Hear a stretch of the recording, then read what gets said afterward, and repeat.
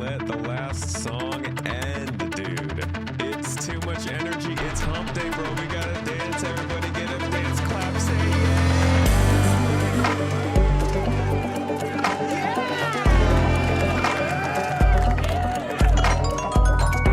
What up? It's Wednesday. It is Wednesday, and I forgot to reset the dang numbers again. And where's chat? What happened to chat? Oh, guys, I'm sorry. You disappeared. I don't know why. On this screen particularly, you disappeared. Watch, let's check. I bet, nope. You're not there either. I think I know what happened. Hold on. I had to turn off chat because I was doing some recording and stuff, so maybe that'll do it. Nope. All right. That's too bad. What up, everybody? Welcome in. How you doing? Notification gang. No lights either. Yeah, unfortunately, this light's not working this morning. I don't know why.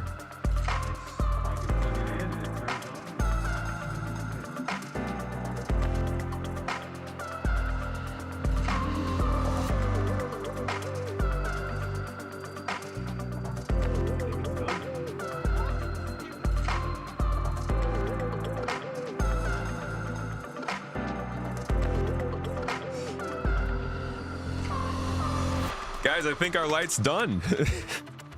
How long did that last? 2 years? A year and a half? Dang. That sucks, man.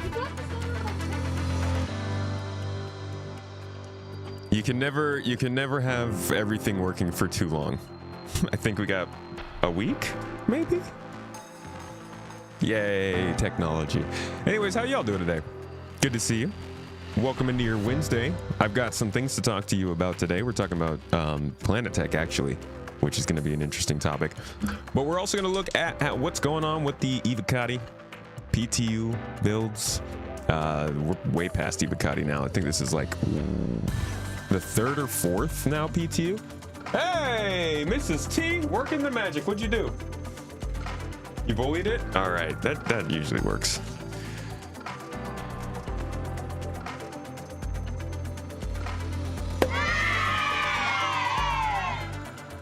All right, cool. Now I remember who I am. So we're going to talk about the PTU patch, what's been going on with it, what's annoying Spectrum. There's got to be something, right? But then I've got a nice deep dive for you guys. We haven't done a proper deep dive on the channel here in a while, like a good while. We're going to go through the history of Planet Tech, coming all the way from their 2009 demo taking place at Crytek, one of the dudes who actually built the technology, going up through 2016, 2019, 2020, 2021, 22, all the way up to this year, what they're saying about Genesis. So this is going to be a nice, I'm actually going to streamline it. We're going to do like a summary go through and look at everything that's been said quickly. And then I'm going to just open it up and we'll chat, take questions, all that jazz. You know how it is. But a classic deep dive. Arctic, thank you for gifting out that sub over to Mrs. Tomato. She purposefully cancels her sub whenever I don't get her breakfast. So thank you. I appreciate it. You allowed me to both skip her breakfast and she still gets her. No, I got her breakfast. Watermelon. Probably her and the baby's favorite breakfast so far. What is Genesis? Easy Genesis is life from lifelessness. Genesis is planet forbidden. I was gonna say, I bet that is the Star Trek quote. That's where I know most people know Genesis from, in this neck of the woods. Who's out here dancing today? I see Maverick in the chat. My good man, Maverick. My main man. How's it going, dude? How are you doing today? I see my man, Crasix. Temper. Soda Pop. Hello, dude. Avocado. Good to see you. I hope you're doing well today. Hope you've gotten to get a good nap in, dude. Arctic Wolf, Brigadier Bo. Hi, guys. Hello, Space Marine. How are you guys doing? Tolagarth, good to see you. Good summer to you. Happy sun year time of ya. I need to remember to reset these numbers. What y'all been up to today? What you been doing for your Good old-fashioned hump day so far, before I stumbled on into it. Actually, I think I got my vanilla chai tea over there getting ready to be dranketh.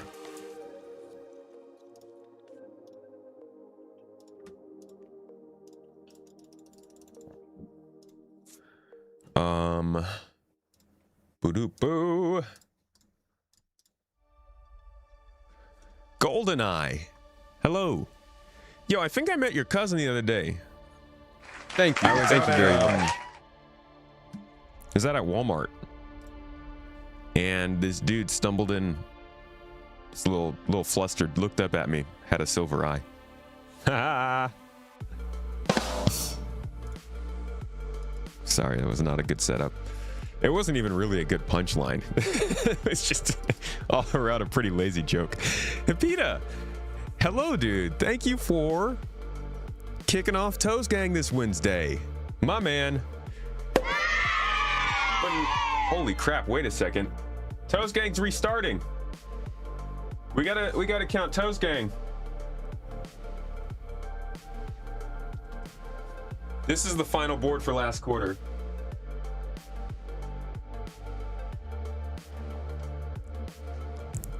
But Hipita has started us off for the new quarter. The very first one on the board. Thank you, dude. I appreciate you.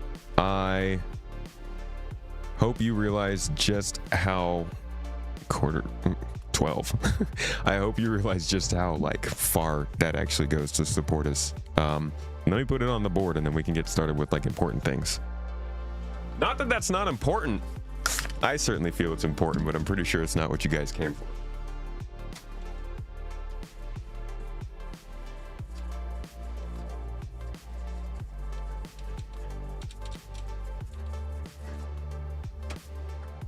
Majestic, right? Totally the most beautiful way I could have done that. All right, Hipita, first on the board. First of the toes. Second of his name. Conqueror of Achilles' heel. Freer of the toenail. Defier of the toenail clipper. Holy shit, gun crazy. Bro. Went a little gun crazy in there. Thank you, dude. God damn, you get two. You get two of those. The kids love it. We appreciate you.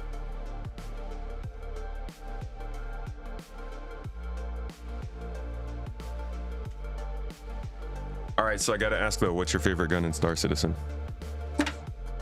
Assuming you placed it, maybe you don't play Star Citizen. That would be, be like, I don't know, any of them. Thank you for the support, dude. Your armor's gonna get tired of writing stuff on that board? Never. Never. You couldn't even find a way to do that. I will write stuff until the day my stream ends on that board.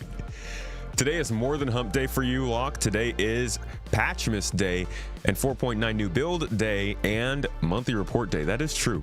We got a lot of stuff happening today. Even just looking past the patch notes we're going to be looking at from this week in Star Citizen Day. Oh! Well, I guess it's gotten started. For 4.8.3 is out. We could talk about that first.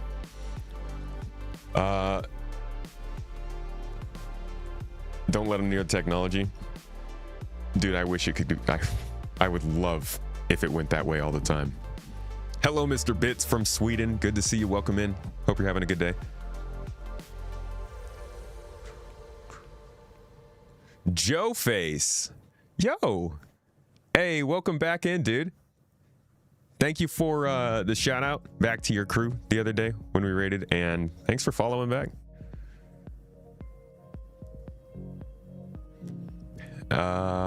You've been seeing a minigun lately. That could be a new favorite. That's true. I actually haven't done any looking into that in 4.9. We tried last patch, but it didn't really work out. The bunkers weren't working. Seraph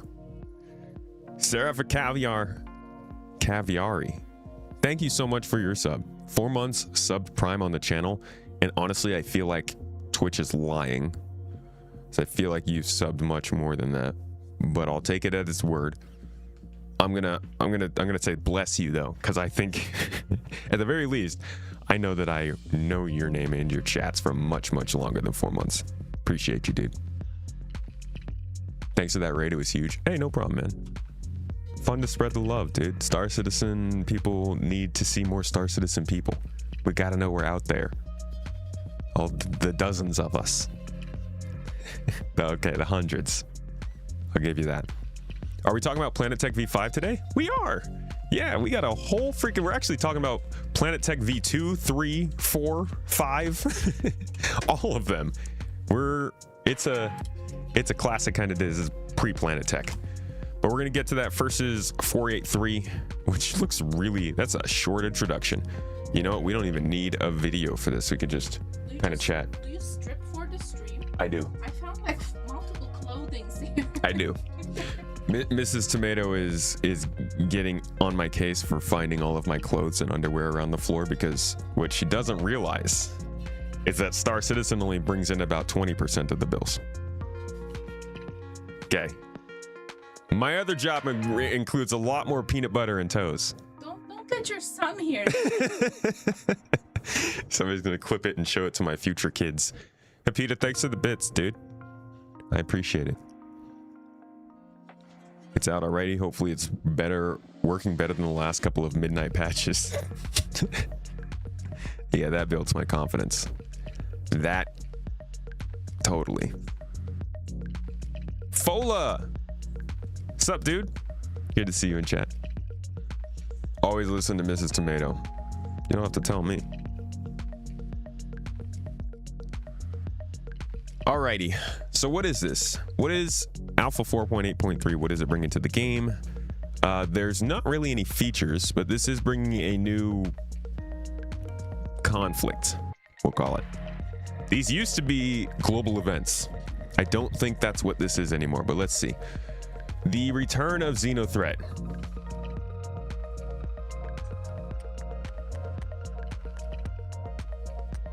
Sorry, I just completely lost track of my space.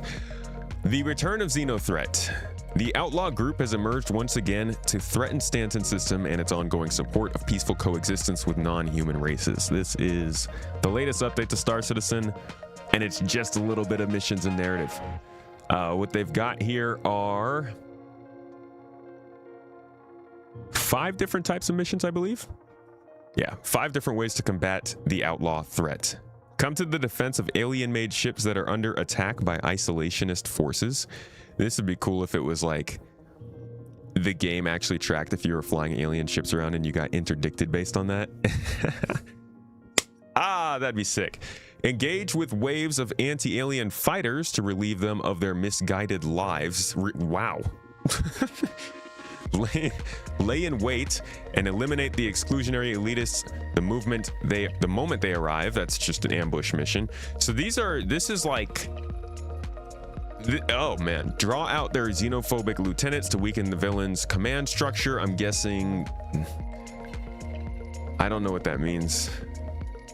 Move their Idris frigate by either destroying the ship or killing the pilot on board. So you could board it. Okay, that's nice. At least there's an option to board the Idris, and it's encouraged.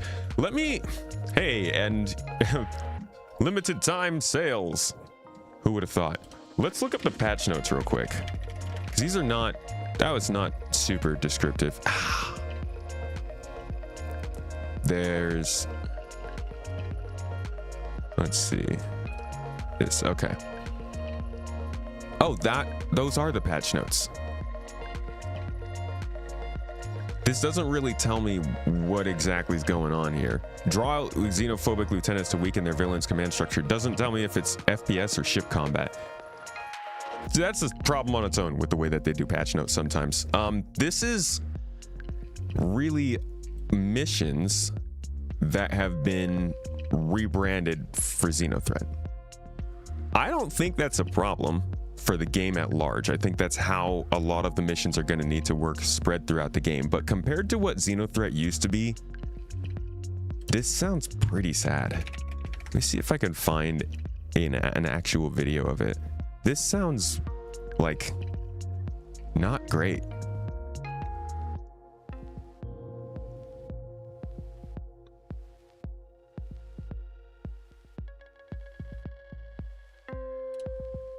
this gonna do it? Oh, this is the trailer.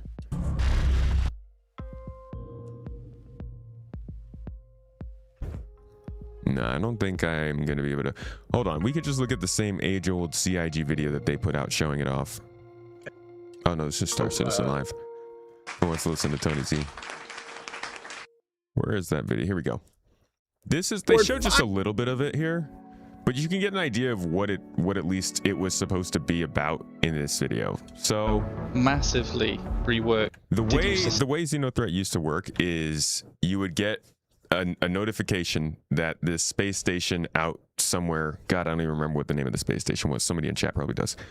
It was gonna have some kind of an assault, and so nearby, I don't know, maybe 200 kilometers, 300 kilometers away, there would be this space where you would find a bunch of derelict, kind of broken down wrecks. For everything in the game.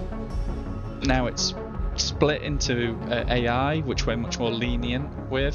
So out here in this gas cloud, you'd have battles going on where there's this like salvageable wrecks. Jericho Station, thank you. So INS Jericho Station was the space station.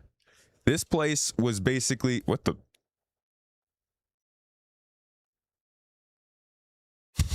What just happened? This place just was kind of under attack. And eventually a javelin would spawn in here that you had to fight. But before that javelin got here, you would have to go out and get cargo and ship it back to this space station. You'd land on the pad, you'd turn it in, which would be much cooler now with all the cargo interactions they have. And you would get certain points towards a marker, a counter. You can see this counter here. So this is basically the scene in which you would go inside the ships, get the stuff. The game is so deep. You'd exfil it with your friends, put it on some cargo ships. Some of it would not be able to be quantum traveled, so you have to straight fly the stuff the 200 kilometers, which was chances for pirates to attack you and stop you. There would be FPS encounters on board there, and there'd be people outside dogfighting all at the same time. And it felt like you were working together on something that was really community-based, focused on a genuine effort to get actual tasks done. And it sounds like they're really just replacing it with missions we normally do, just having certain ships, which again isn't a problem for things that aren't necessarily the headline feature for a patch. I guess they have to do something for 4.8.3. It's just like this is a very low-key release compared to what Xenothreat used to be. And it's a bummer that people won't be able to experience that like it used to be, but maybe they're going to bring that back in another way. I know running Xenothreat like they used to at this moment in the game is probably not the most stable thing they could do, and they want to avoid another pancake on their face. I don't think that they necessarily would have been making the decision about this Xenothreat within the last 2 months. This is probably something that was talked about last year. But I think this is an opportunity for them to simplify content and just push something out to keep things going rather than putting a bunch of effort into a global event. It's kind of a bummer. Hopefully it comes back in another form at some point. And that's that story. Thanks, Xenothreat. See you in the next one. You're watching the Genesis video on Star Trek right now on YouTube. Taryn, thank you for the happy July 1st, dude. Happy July 1st to you. Appreciate you dropping by. I hope you're having a wonderful week. Some cargo could not be quantum traveled. Some could not be damaged. Yeah, it was cool. That was the coolest thing they did in the game. That was freaking sick. All right, we're going to talk about 4.9 PTU and the updates coming to them. I'm going to go check with Mrs. T real quick. And then once we're done with that, we'll get to Planet Tech. Be right back.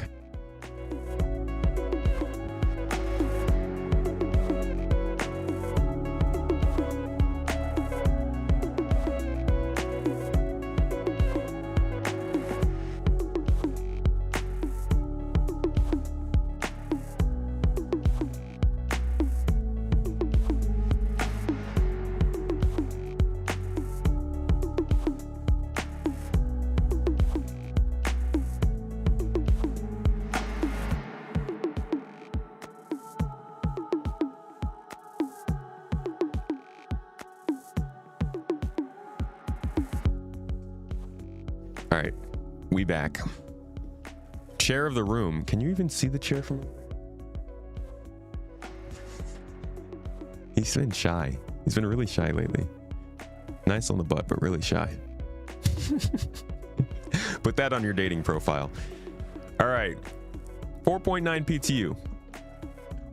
What is the latest going on with 4.9? We are still doing just Recco Battaglia's repeatable missions. Vehicle hit marker updates are still in the testing focus. No longer is Siege of Orison. Even like it wasn't obviously part of it before, but now it's not even listed. So they must have taken it all the way out. What we do have though are changes to quantum fuel. They said today's build brings sweeping updates to all ships to greatly reduce the amount of quantum fuel stored. This update will make managing and refueling ships a much less taxing experience. Along with this comes greatly reducing the fuel consumption from quantum travel to match the smaller fuel tanks. Current balance adjustments goal is to allow smaller ships to at least travel once through Stanton with overall range scaling with type of ship and quantum drive. Nice to say what their target is, because I'm sure they're missing it in a lot of ways. The first drop of these fuel ranges was really quite all over the place, and it's funny that now they're saying that this update is making the experience much less taxing because it was only made taxing by the PTU. But they're dialing in, right? They're trying to find the balance. And I think for anybody who doesn't feel like dealing with this kind of stuff, don't jump into the PTU, because from what I'm seeing in chat down here, it's frustrating people. People are wishing that it was working, I guess, more quickly right off the bat.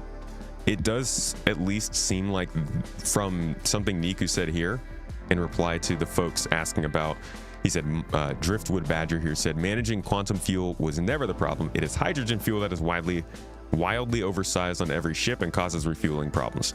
So Niku responded saying, thanks to the feedback, everyone. We really appreciate it. The PTU build that just came out is part of a series of incremental changes that allow us to roll out updates, analyze the results, and continue iterating based on your feedback. The quantum fuel tank rebalance is the first step in that process. A follow-up update will be arriving very shortly to also rebalance hydrogen fuel tanks as well. We look forward to hearing your feedback once that PTU update is available. Cheers. Thank you, Niku. What this person is saying, I believe, is talking about how you can't even refuel. Like, even on the refueling missions they've given us, there isn't enough fuel in the refueling ships to fill up the ships that are out missing, which is ridiculous. So that was the big problem, was that hydrogen fuel would run out. And then even if you had quantum fuel to give to people, you couldn't complete the mission because you had no hydrogen fuel. It's kind of funny.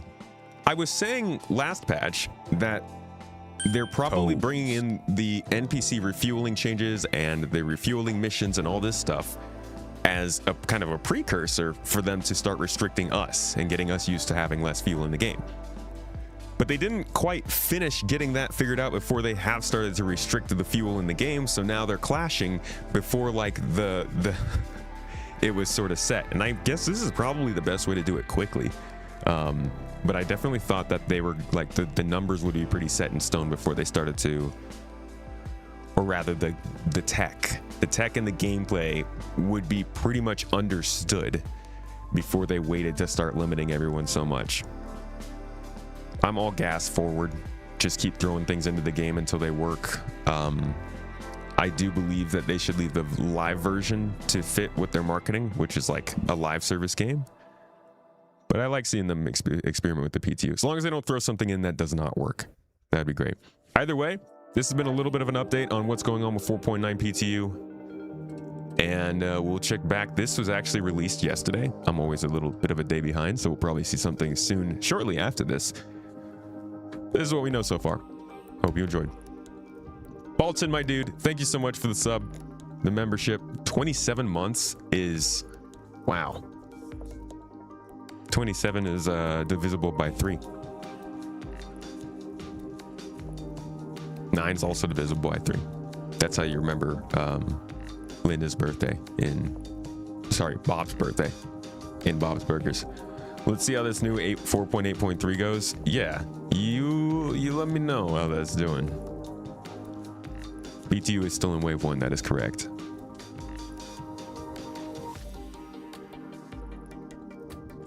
Give me 1 second, folks.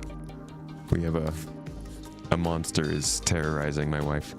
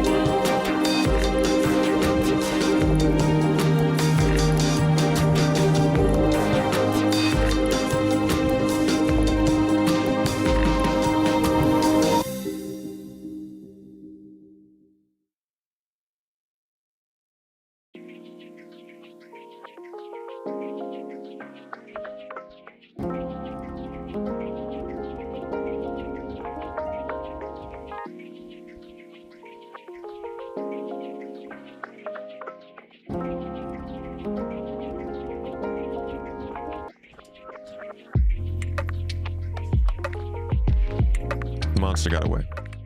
I tried. Malton, 30 months on Twitch. Yeah, but you must have, like, we've known each other longer than that at this point, right? Shout out to Balton, my dude. One of the most pro members of GII. Been doing a freaking ton lately to help get systems along, get certifications going. Thank you, man. I've gotten real good at hiding Mr. Chair. It's hard, dude. It's a hard life when you're standing up.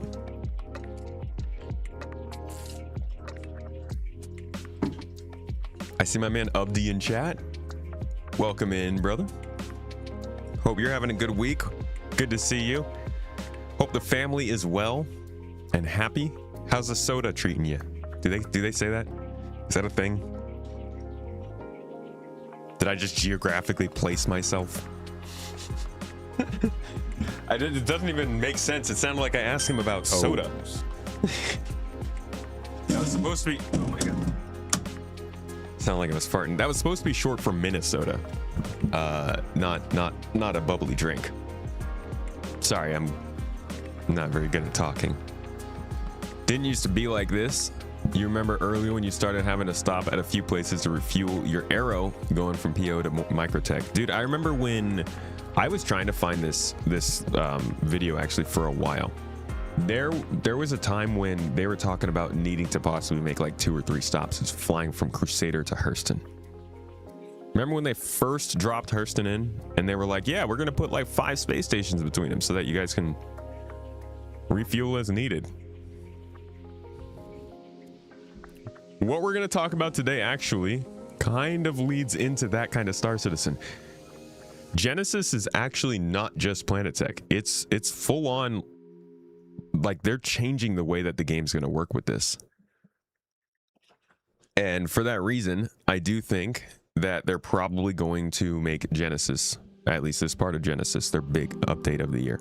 This is going to be their November update, where we'll get a probably 4.11. Thank you very much. I want to say Baldson.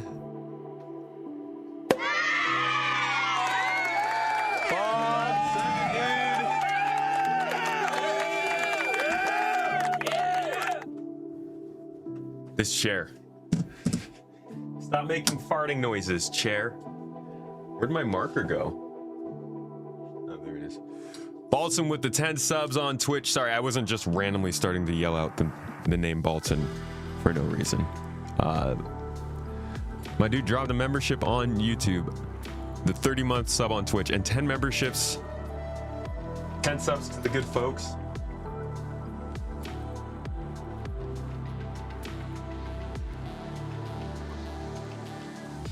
Thank you, my dude, for the support. And can I just say, I am going to be pretty regularly plugging my exclusive video that just came out. Okay, anybody who gets a subscription today on Twitch gets access to this video. And let me just show you the thumbnail. Thank you very much. It's not super high res, unfortunately. It's hard to find high res versions of these pictures, but when it's smaller and thumbnail sized, it works. This is a video about the rise and almost fall of Crytek, and how the exodus of Crytek employees and the subsequent court battle over the use of the Cry engine for Star Citizen almost killed that company. And it's a very, I'm proud of that one. I'm proud of that one. I like that one. So if you do get a membership from one of these good, lucky, wonderful folks like Certified Gumbo, who just jumped another 10 subs, you now have access to that one on the Discord as well. Thank you, Gumbo. My man.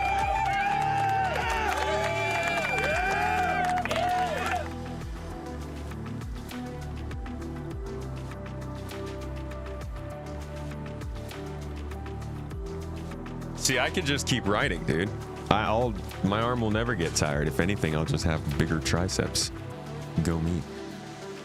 You watched that this morning? Hey, dude, I hope you enjoyed it. Thank you so much for gifting out some subs to people. All right. What was our next thing to talk about? What are we going to get into? Was it just Planet Tech, or are we going straight into that? Toes. No, we were going to talk about something else first. Wasn't there something? How am I already forgetting?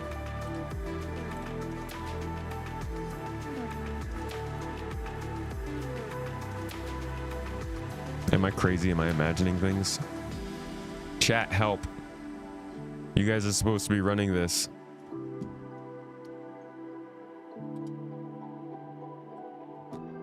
Probably should check the store at least to make sure I don't have anybody waiting for me to like buy or sell something. Oh man, how have things been on the market? I gotta check in with Lightning. I have no idea. Oh yeah, some campaign ribbons starting to pop up. Something that Tyrus is experimenting with. Some accolades that you can get that attach to your profile here on the app. The Honor Vault, he's calling it. I hope this was ready for public show, Tyrus, because it popped up. It's here now. Upcoming events, GII folks, if you're interested in looking to do some stuff. Looks like we've got a Nightshade aerial display squadron going on. Hey, you guys, you remember watching that, right? Last time when we were on that, the roofs of ArcCorp, Gimbal and his folks, they went and did that air show. If you want to get involved in that and you want to get better at like flying in formation like that, anybody is free to join if you are a part of GII. Looks like we also got some cargo hauling going on. Tactical strike group run coming up soon. And a hangout. Look at how happy these people are, dude. Wow. I hope I can be that happy. Join GII, folks, and you'll have happy times like this with drinks and laughs. And there's grass down here that you can touch. We touch grass in GII. Come on. But yeah, I don't think there's anything for me on here. Let's see. Farmers market. Nope. Looks like everything has, all those expired. But I don't think any of the things that I was doing. I just want some Orotite, man. All right. None of that. Only accolade you want is an olive badge. I think we're gonna have to come up with an olive ribbon for anybody who I just on the shit list.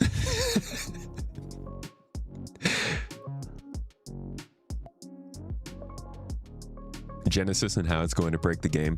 Probably. Come on, dude. It is known. It's tradition.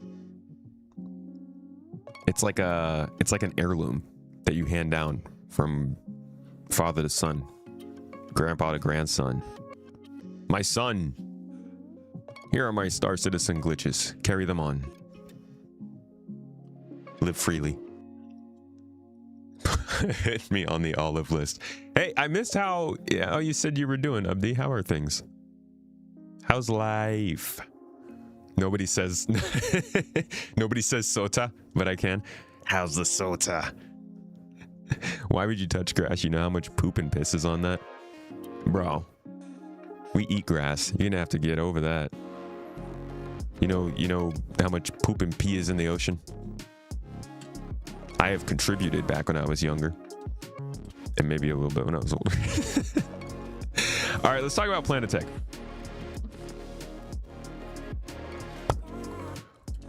Last year at CitizenCon, folks, we saw a bunch of this, right? As we focus on the quality, and it provides the quantity. A lot of talk, a lot of stuff. Terrain and rock scattering looks good. Let's add some. All the way down to talking about like changing the way that minables will be scattered on planets. This is an entirely different way of making planets that they go through a lot of detail at last CitizenCon, just kind of explaining and telling us how it's going to happen.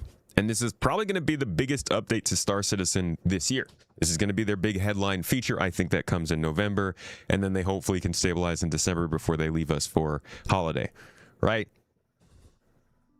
So we're not going to start here with what they've been saying at Planet Tech V5. We're actually going to do a little bit of a deep dive. Well, a big deep dive, as we have done, but not in a while. And we're going to go back from Planet Tech V4, back to Planet Tech V3, all the way to V2 in 2016 as Chris stood on stage and kind of flubbed this Planet Tech demo in my opinion, but you'll see why in a second. This is going to be a pretty quick overview of how this has progressed, so we won't spend too much time. But after this, because we're still going to be live, we will go back and kind of cover the things that maybe jumped out to you guys and you want to talk more about. Good man. Daughter is 8 months old. That's amazing, dude. I bet it's been an amazing 8 months. Just wild. She's got 2 teeth. Wow. Geez, that happens fast, doesn't it? Send me your baby registry. I gotta bless y'all. Dude, I appreciate you. Thank you so much for looking out. The command registry makes it pop up. Exclamation point registry. I think there's stuff on there. But we have been absolutely blessed with filling out most of it. And I'm excited for the little baby boy. He's like less than 2 months away. It's awesome. A lot of hopefully in that string of statements. You gotta bleed hope. Oh, is it baby? Whoops. It's baby, that's right. Registry was the next word. Don't listen to me. Listen to Mrs. Tomato when it comes to that stuff, huh? All right. Let us start with Planet Tech V2. Now, this was actually the first time we saw Planet Tech that we were going to get to find. Actually, we're not going to start with Planet Tech V2. We're going to start with Planet Tech V1. Okay? So this is a demo that was created by Martin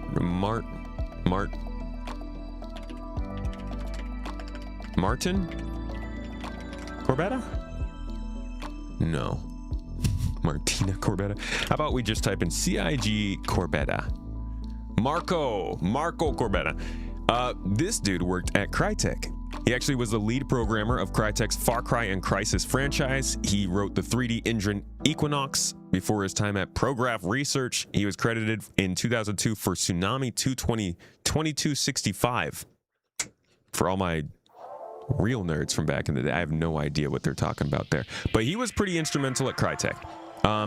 He came over to Foundry 42 and became the technical director and the VP of technology. He's still there. He's still doing some big stuff.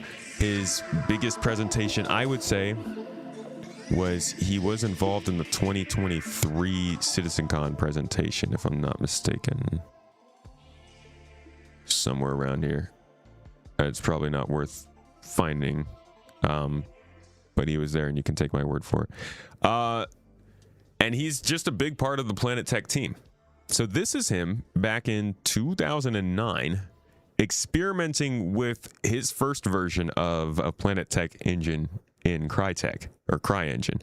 There's not really much to say about it. It's just kind of walking around in a city that was procedurally built. It's like a 5-minute video. It shows how he can create the city through like blocks, how he can damage different parts of the city and they dynamically despawn, all the different effects that he's worked on. And this is pretty cool. This is pretty crazy tech back then. Obviously, you know, they could probably do with a little more ray tracing to match today's visuals, but I think it still holds up quite well. However, it did not stay like this for long. Yes, this is 7 years later, but I think it was around 2014, 2015, he moved over to CIG and started working on this kind of Planet Tech with them. Here's Chris talking a little bit about where they went from there. You can't have this amount of data in there, and it's amazing. And actually, when we show the demo, I think we've set up so you can sort of see the frame counter, because what the guys have done there, you know, the game logic and the code and simulation slows everything down. Their actual engine generating the world is incredibly fast. So if you look at the top right, you'll sort of see when you're seeing the world, and you'll see it sort of drop. It's still going to be very fast, but you'll see the frame kind of drop when the game stuff starts. Riveting description. I'm going to move up a little bit. I swear he talked about stuff here.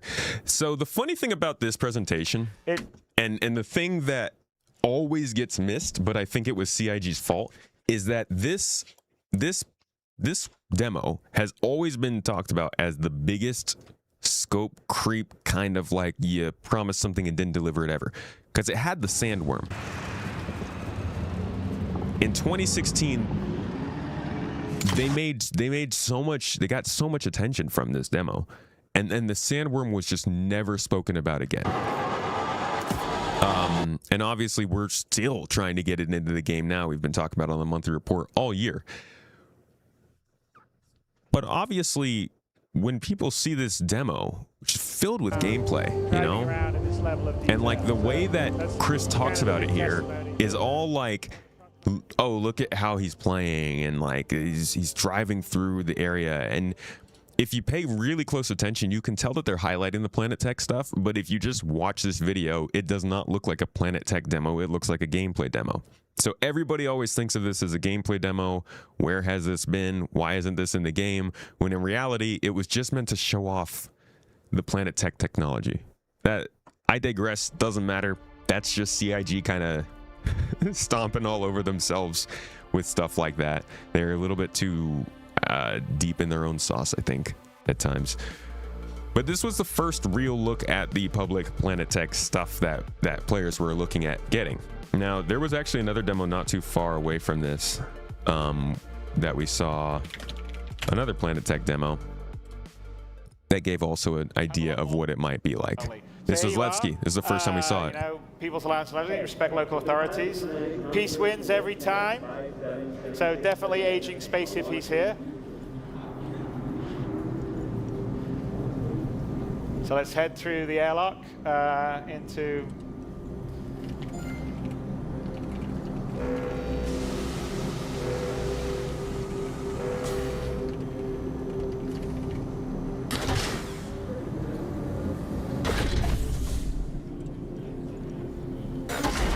Hold on, you gotta recognize how hyped this was for these people. Let's go to Glenn's view, Jared. That's perfect. There we go, beauty. And like plot out.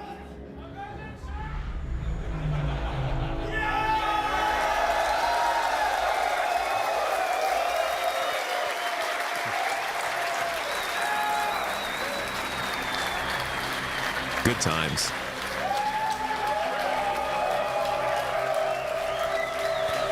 I mean, it was like maybe 2 years of hype, and really, obviously, people didn't expect to be doing this when they first got into Star Citizen, so that was a big deal. Jump forward a few years, though, and we're in 2019. Hurston has been delivered, ArcCorp has been delivered, and Crusader is still far off in the distance. They're working on gas clouds. They're trying to get multiple biomes working on a planet, because as of right now, Hurston was it was kind of multiple biomes, but it was not as diverse as Microtech. So the next big thing coming up was Microtech. And at this point, they were still doing gameplay demos that they weren't necessarily Planetech demos, but they certainly weren't getting into the game quickly.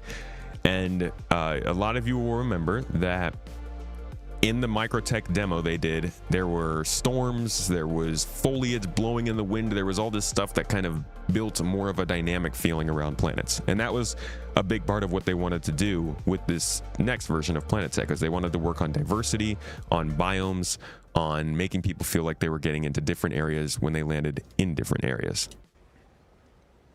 Yeah, this is from first-person view. So this is on foot, just taking a little hike through the snowy forest on your way back because your car broke down, probably. Get some warm jackets on. Hope I have a spaceship. But yeah, this is truly something that we are super happy about. Mm-hmm. I don't think there's any other game that has this range of scale, from first-person close-up, cool stuff to these epic buildings. So interestingly, we actually had the spaceport embedded on the terrain much sooner than we had trees on, and we're like, does that spaceport look a bit small? And then literally we got a new build with this in, and we're like, is that spaceport too big? It's when you get those things that you recognize from a personal level. Like, I know how big a tree is, so that sense of scale is what is much needed with these epic structures, which you can't really tell until you've got those kind of reference points in. No. Okay, so just want to share some assets. Let me go forward to the biomes talk they have here. Cold planet. And once again, these transitions, we're super, super happy with how these flow into each other. Yeah. So these are some of the assets that we did for the biome. Fairly small but simple pack, some nice colors, some nice flowers, and some remaining roots and trees that did not survive the initial frost. So the interesting part about this is, like, we're going to get a ton of context from here to where they're building planets now, and you get to see that they make these handcrafted assets here, but over time they build that library out, and by the time we get to the discussions they're having in 2025, you can kind of see how you would be able to place a more diverse planet if you give a machine all this stuff and then tell it to put it in a certain place, and then you just come in and clean it up afterward. I say just come in and clean it up afterward. It's a lot of work. Thankful to them for it, but it's cool to see the growth of scale over the years. Remember, this is 2019. So just wanted to show some remnants of that. Okay, next biomes. So, so there's a kind of like an offset to these snow regions. I was really quite passionate about having areas of like quite intense color. So then we explored like these type of regions, you know, again, like red, oranges, and things like that. And then also as part of the asset pack reuse, you know, maybe instead of these rocks being covered with snow, you know, we start to build up the lichen on there as well. So these areas show actually what Microtech would look like if without all the snow and ice. And so we're seeing the same spruce actually as a conscious choice to have those return in a more unfrozen state, just to tie these areas together. And obviously, as you can see in the distance, to remind the player that these warmer regions are, there are not that many of them. So we wanted to make sure that there's always this epic mountains in the background, reminding the player that, yeah, they're never far away. Yep. Some of the assets that we did for the taiga region. So you see the red lichen, and the rocks and the ground cover. Everything has a bit more warmer colors. All right. That's enough of this talk. I love Microtech. I can't wait to see what happens to Microtech. Thank you very much. Tech stuff, because it is a truly beautiful planet. Anonymous. Anonymous always coming in here unknowingly blessing a bunch of people, including the Tomats. Thanks, dude. Or ma'am. Appreciate you and your support.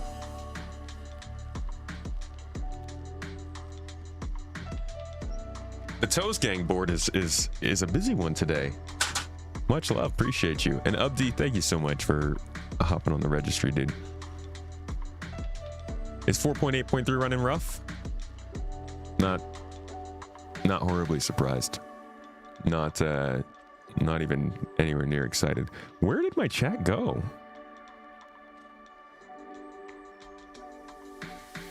That's so strange, dude. How is my chat just randomly disappearing?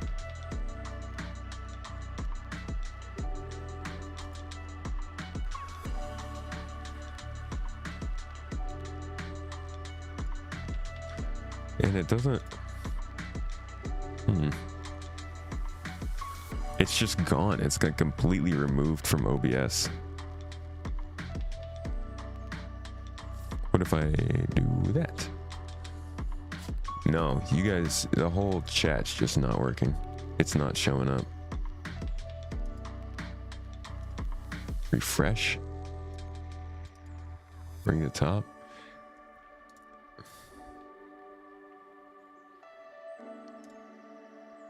There it is. Come on. The update today is super rough. You gotta be kidding me, man. How is it another bad update? Can we have a good update anymore? Is that a thing? Chat provided by CIG. All right, so is the other chat working now? No, it's not. What is this, chat PTU? Oh no, there. Now it's just in the wrong place on the screen. Well, now chat's just being an ass. All right, well, I'll put that over there for now. And then I guess this screen is just also going to have it there. That's cool. Love it when it does stuff like that. All right. Sorry, guys. First time. We'll figure it out.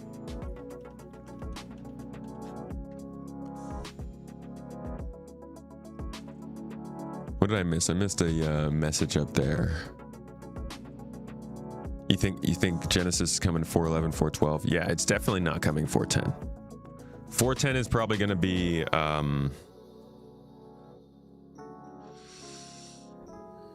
there was something else that was coming up that's skipping my mind now. The municipal works, probably. You think it will just get worse as we get closer to release 1.0? Once they go beta, they'll probably start hitting off all those bugs. It can't get worse. I genuinely think that if they cannot get this fixed and get the game into a position that matches their marketing, it's going to fail. I think it's a downward slope, and I think that CIG will not be able to stay in business if they can't get this game to match what they're selling to people, because it's going to compound and it's going to ruin the rep, and it's going to make Squadron harder to sell, and it's going to be a constant drag on the ability for new players to come in and play money or play the game and spend money to play money. What patch will have Big Benny's noodles? Probably Planet Tech V5.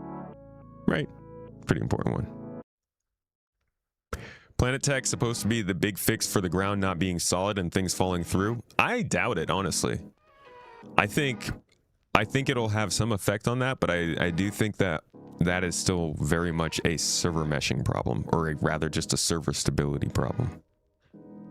I'm sure Planet Tech V5 makes it better, but probably doesn't fix the whole issue. In fact, hey, thanks Berserk for the 100 bits starting us a hype train on Twitch. That's been a little while.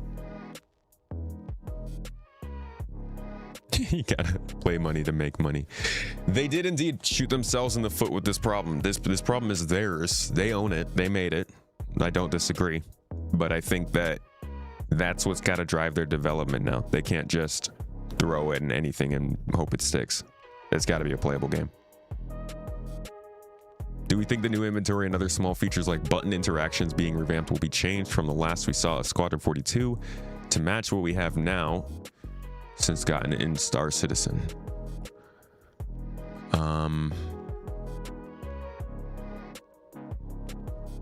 No, I think Squadron 42 doesn't really use that full inventory, or maybe it doesn't need it that much. Squadron is more of the kind of game that you would play like an action adventure quick inventory sort of game. So I think they mostly just use the looting screen. There will probably be some small changes and polishes, but I do think it's still going to be mainly on the looting screen stuff. Mature Gamer HQ. Mature. We drink tea. Thank you so much for the 5 memberships in the chat. I appreciate you. Whoa, it is an ambush. Colexes dropping 5 on Twitch at the same time. Brother, what is this July happiness going on? Y'all are great. Thank you. Thank you very much. Mature gamer with his coffee and tea. Can't forget it's the HQ though. Thank you. And Colexis, thank you. MVP. Y'all are awesome. Happy birthday, Mrs. Tomato. It's Mrs. Tomato's birthday month, so I understand why you guys are being a little more kind. Appreciate you. They need to slow down on new ships and fix what they have. Yeah. So you're saying if CIG don't get their act together, game will fail or start to fail? Well, I mean, that's always kind of true, right? It's like a sliding scale of your act. All the way over here is together, and then all the way over here is not together, and CIG generally is fluctuating. And yeah, if it goes all the way over, and they don't pick it back up, yeah, I think it'll fail. I've always said that this could always never work out. That is the unfortunate risk that you take when you get involved with it. And right now, I think that they are at their most vulnerable. Maybe besides like 2018-ish, 2017, 2018 time. But this definitely feels like it's a very, very teetering time to try and balance how much they're spending, how much they're making, what's coming next, and how far out Scar Citizen 1.0 is.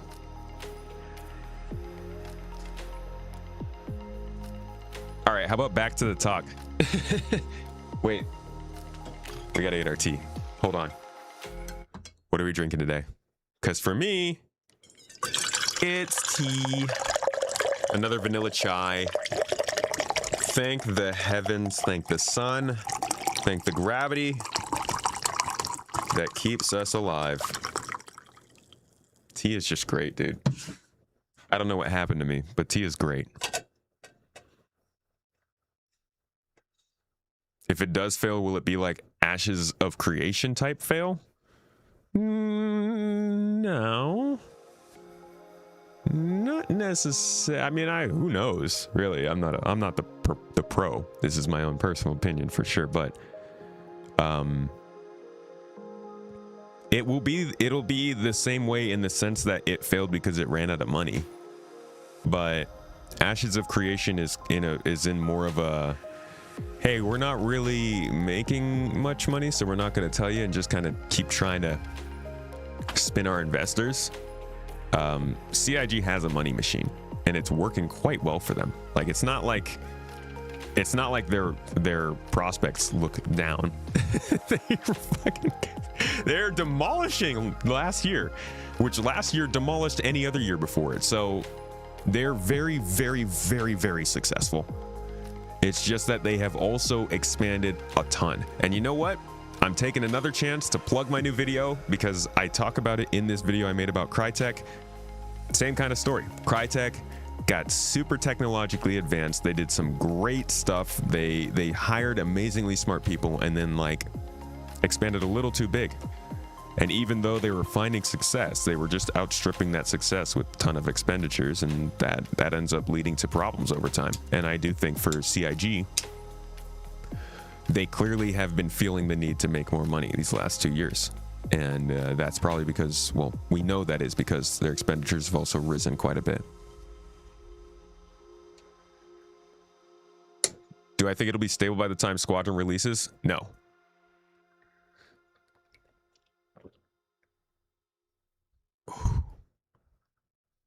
God. You've been waiting 12 years for crafting and now it's here. I mean, that's one way to look at it.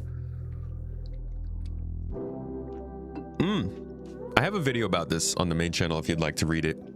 Something like Star Citizen's investors. What is it?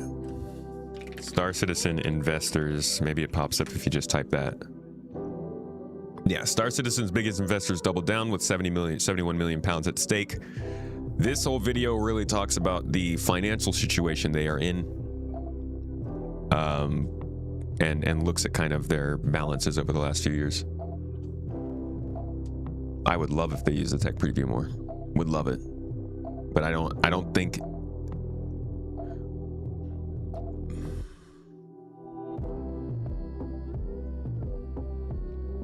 I'm trying this new thing where I don't say everything that pops into my head because I feel like it's going to get me in trouble eventually.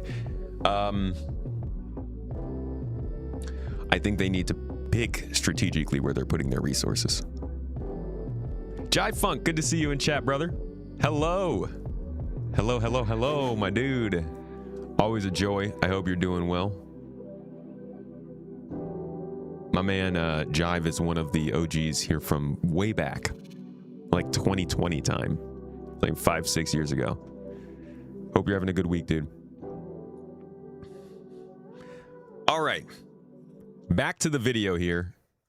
The next update I have for you on Planet Tech is from 2020, February. This was like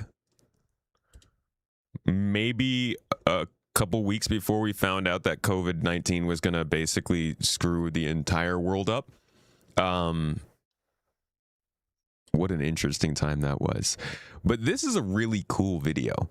This is actually one of the coolest Planet Tech videos they ever put out because it talks about the height maps and how they manage those. It talks about the scattering system for rocks. It talks about the different layers that it takes to define the way the planet looks or how the temperature and humidity functions. It talked about how they use a paintbrush to scatter it around and how all of that can be defined to coordinate with height maps. It's a really cool video. He also talks with this guy again, going specifically into the height maps. This one is more about determining temperature, humidity, and how that works and functions throughout the planet. But there are multiple of these that you can find just by typing in Planet Tech on Star Citizen's YouTube page. But I'll let you hear kind of how he's describing the way that this stuff works here, because this is going to be a very important part of Planet Tech V5 we're about to see. We have kind of a representation of what the temperature is like on our planet, and also these deformations and such, because you don't want it to be simple. There are all kinds of things going on a planet, like mountains and oceans, and all of these things can influence how the temperature can behave on the planet. For example, if you go up a mountain, right, you would expect the temperature to drop gradually as you're moving upwards. So that was the top one, right? Simple, temperature. Let's look at the bottom one, which is our humidity. Humidity and the temperature are basically combined in the end and saved out as one texture. But that one texture basically combines the data set, these two textures, so the information of our temperature and humidity. So I can also visualize that on our sphere here.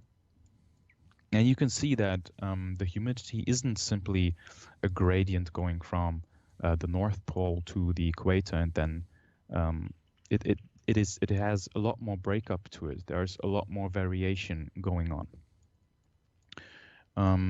The humidity is also usually influenced by things like the ocean and mountains and such. We could also... All right. Moving on a little bit, there is a really interesting part here where he shows us how they define these things. This is very much artist-driven right now, right? That's mainly what we're seeing here. But again, as we move through this process, you're going to see how it goes from artist-driven to largely machine learning and computing in combination. Planet like this, how does the how are the textures combined, and how can I paint on them? So you see that the highlight is around the equator now, and it's because around the equator I have a specific humidity value, which is different from another spot on the planet. Let's say, oh, that is actually a good one. We have this brighter area and this darker area here, right? And I can totally, if I hover above it, you can clearly see that my highlight changes. That means that the data underneath is changing as well from this spot to that spot. I wish they would just release some of these tools as games so we could just make planets and then explore them. Like wouldn't you love to just be able to select areas on a planet and do cool things with them so that they meld together weirdly and then just go walk around it? It's sick. Because if it was the same data, this would all be white or dark, or bright sand or dark sand. And I can further visualize that by simply picking the planet and then showing you here is the humidity. So for example, here where we get brighter values, it's very humid. And then here in the darker areas, it's very dry. If I had to compare that to, let's say, Earth, where you have the same temperature, let's look at the temperature again, because you can totally see that we have mostly brighter values here in the temperature, which means there's a very similar temperature in this region. He keeps going through, and eventually he starts to color the whole planet, and you can get an idea of how this can build out biomes across a giant body of land. Players never notice because we can give them the same data, but give them an entirely different paint path, so they look different and unrecognizable. It's unrecognizable that they are actually using the same data. So, for example, I can just go in here and be like, okay, around my poles, I want a region where it's just ice or something like that, right? And it transitions over all the way to my pine needle forests, and then there come the broadleaf forests or something like that, right? And then he loads it into engine, and you can see a little more how it looks. Yeah. Just reloading a planet. Okay, and now I can fly back in. And you can totally see we have, this is, wait a second, maybe here. I will explain what goes wrong here.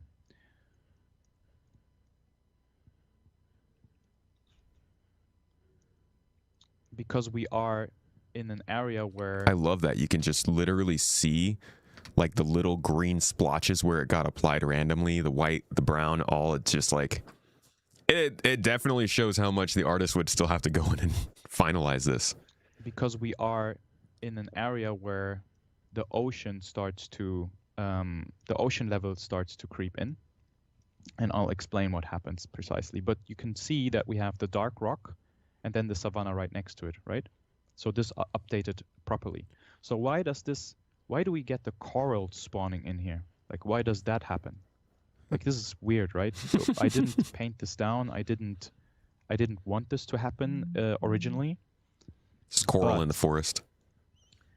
What the objects can basically read out, and what they're also driven by, is on what kind of elevation on the planet they are sitting on. And we can basically turn objects on and off based on what elevation level they are on. All right. I think we covered this one quite a bit. Now, like I said, there is another one like this, and it's called Making Mountains, I believe. Yeah, and this one is it's very similar. How would you drive your... This is in 2020, so the same year, just like 6 months later. Obviously, they were doing a lot of work on the Planet Tech around that time. This was the Planet Tech that I think, in their mind, was like their bar. They wanted to meet Planet Tech V4, and that was like, okay, we're good. Planet Tech V4 is in. We're going to build all the systems with this and keep going. I don't know where Planet Tech V5 came from. I think that they generally wanted to get more large-scale structures in the game, which we're going to talk about here. But things went further than this, and this is just kind of him talking about how easy it is to change the height maps, temperature, size, almost like they just did with the humidity and temperature we saw. You have to go in and set all of those things individually each time.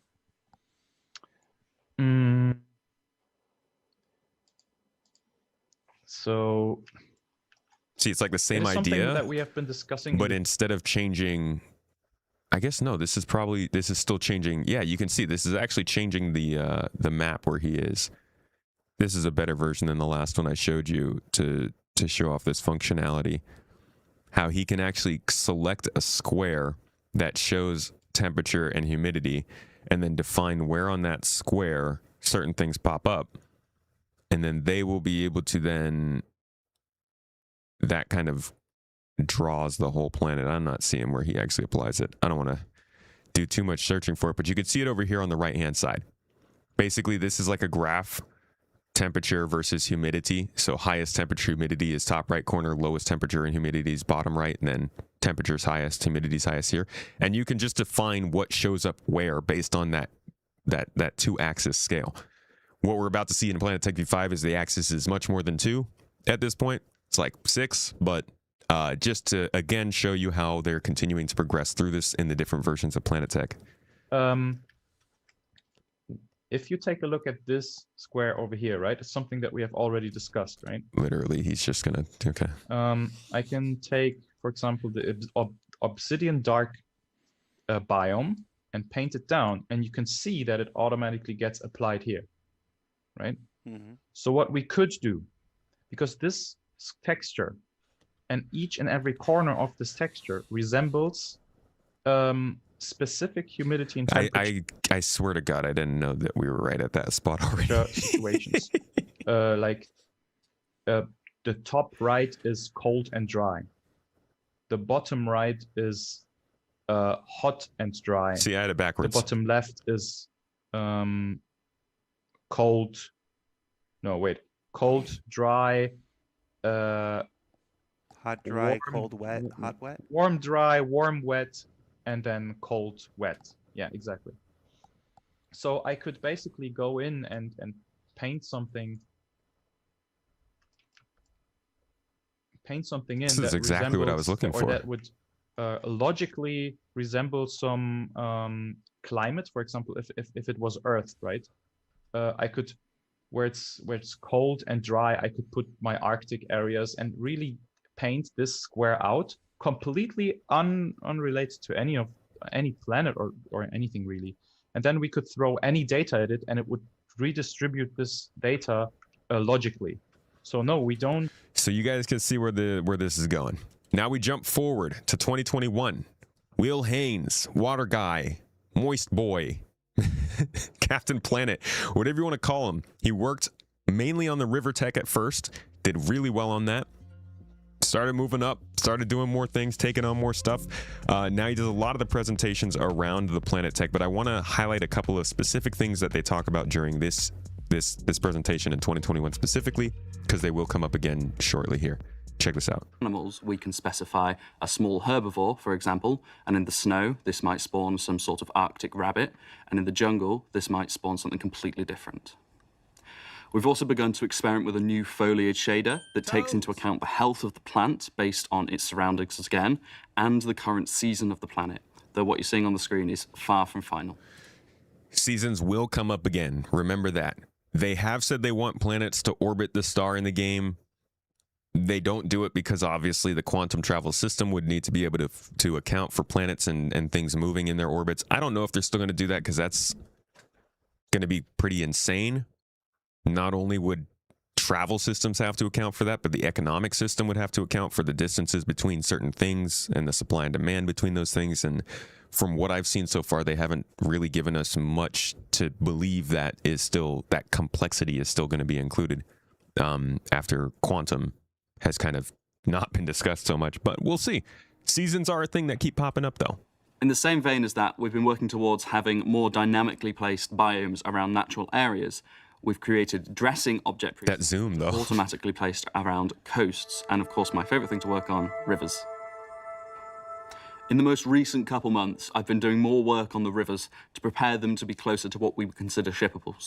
So this was another thing that was very, very common, worked on in Planet Tech V4 in that sort of interim period. Rivers, water, lakes, and the physics surrounding that, or maybe the lack thereof. And get them out to the players. This has included finer control of both the shape of our rivers as they flow from springs to larger rivers, but also the objects that spawn around our rivers. So we have control over what spawns in the water, what is spawning on the banks of the river, and what is spawning further away and blending it into the biome that it flows through. The other thing that we've added as well is a wet edge around rocks, both in the sea and in rivers, which reflects the fact that they were probably wet from the river, and so they look a lot more shiny. We've also been working on introducing basins to the river system so that we can have more natural pauses in our river systems and other bodies of water than just the oceans.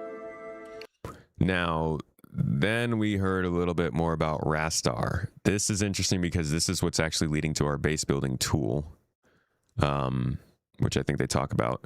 This is a quick introduction to this because this is related to Planet Tech, and I like to include this just to highlight how much the outposts and the cities and the buildings that we encounter are related to Planet Tech, because that's going to also come up later with Starkitect.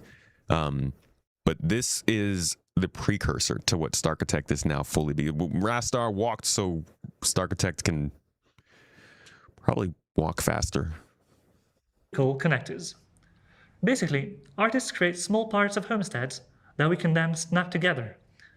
Every part is modular, so we can interchange multiple ones in order to have procedural homesteads.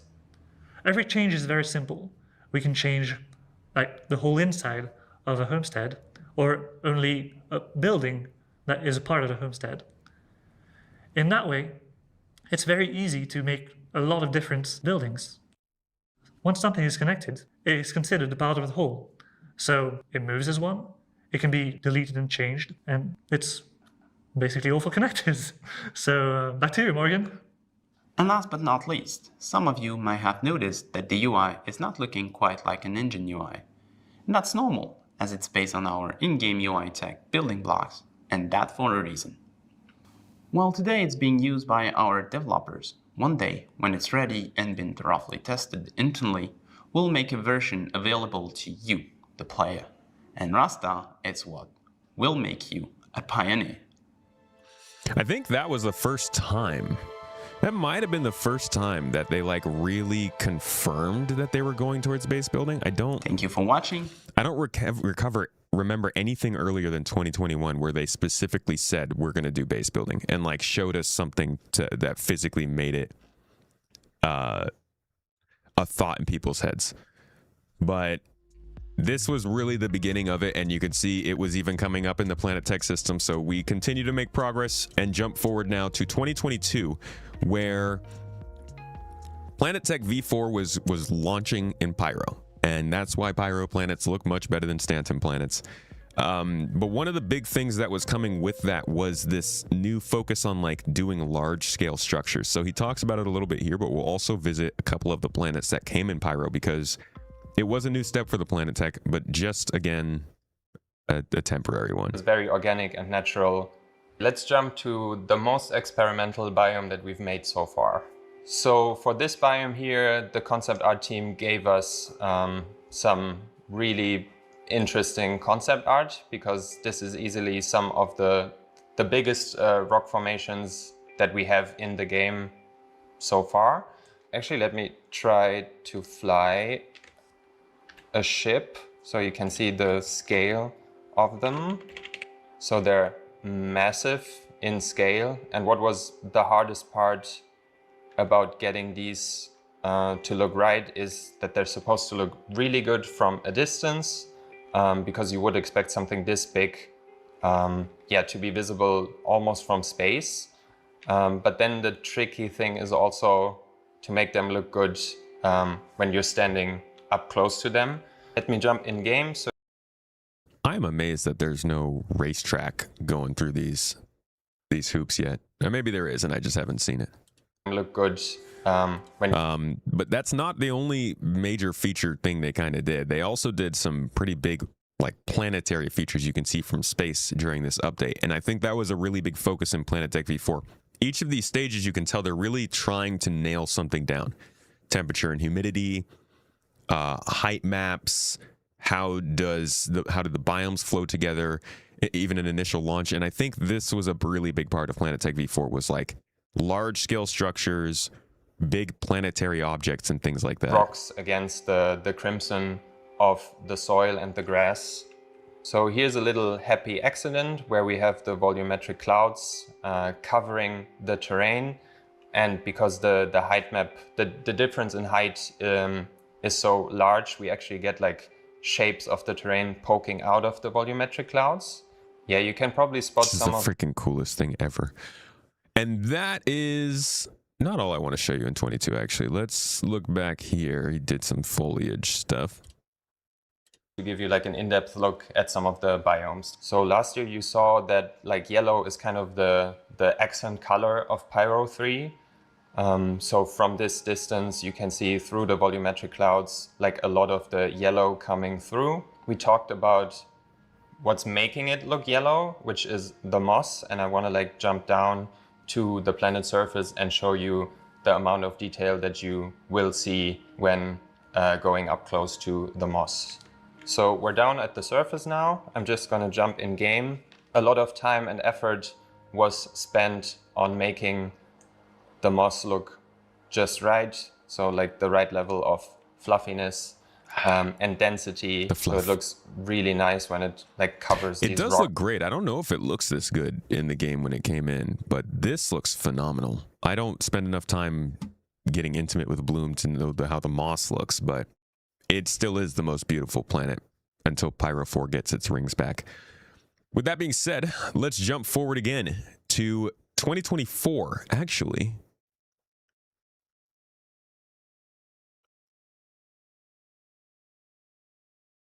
Was there something in 23? I might be missing something.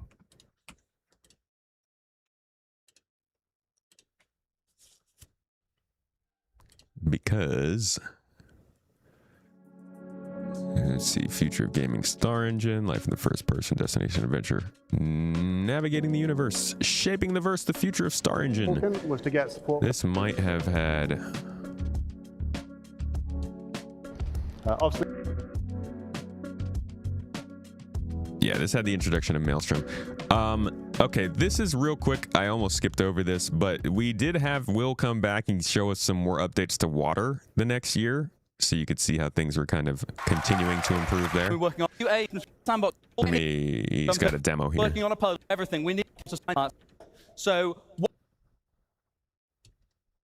is I'm going to turn on the debug mode so you can see where the regions are. You see we've got these grey boxes. They light up green when there is a hit inside the box. We've also got different sizes going on. If you look near the shore there's a big cluster of text. That is a whole bunch of other regions because there's some stuff floating there causing little ripples that we can't actually see. And as you see, these scale properly. We can add the results from multiple sizes of simulation together, and they influence and interact with one another accurately. You see those big waves crashing over the little sim there. It works pretty nicely. They were very happy with this.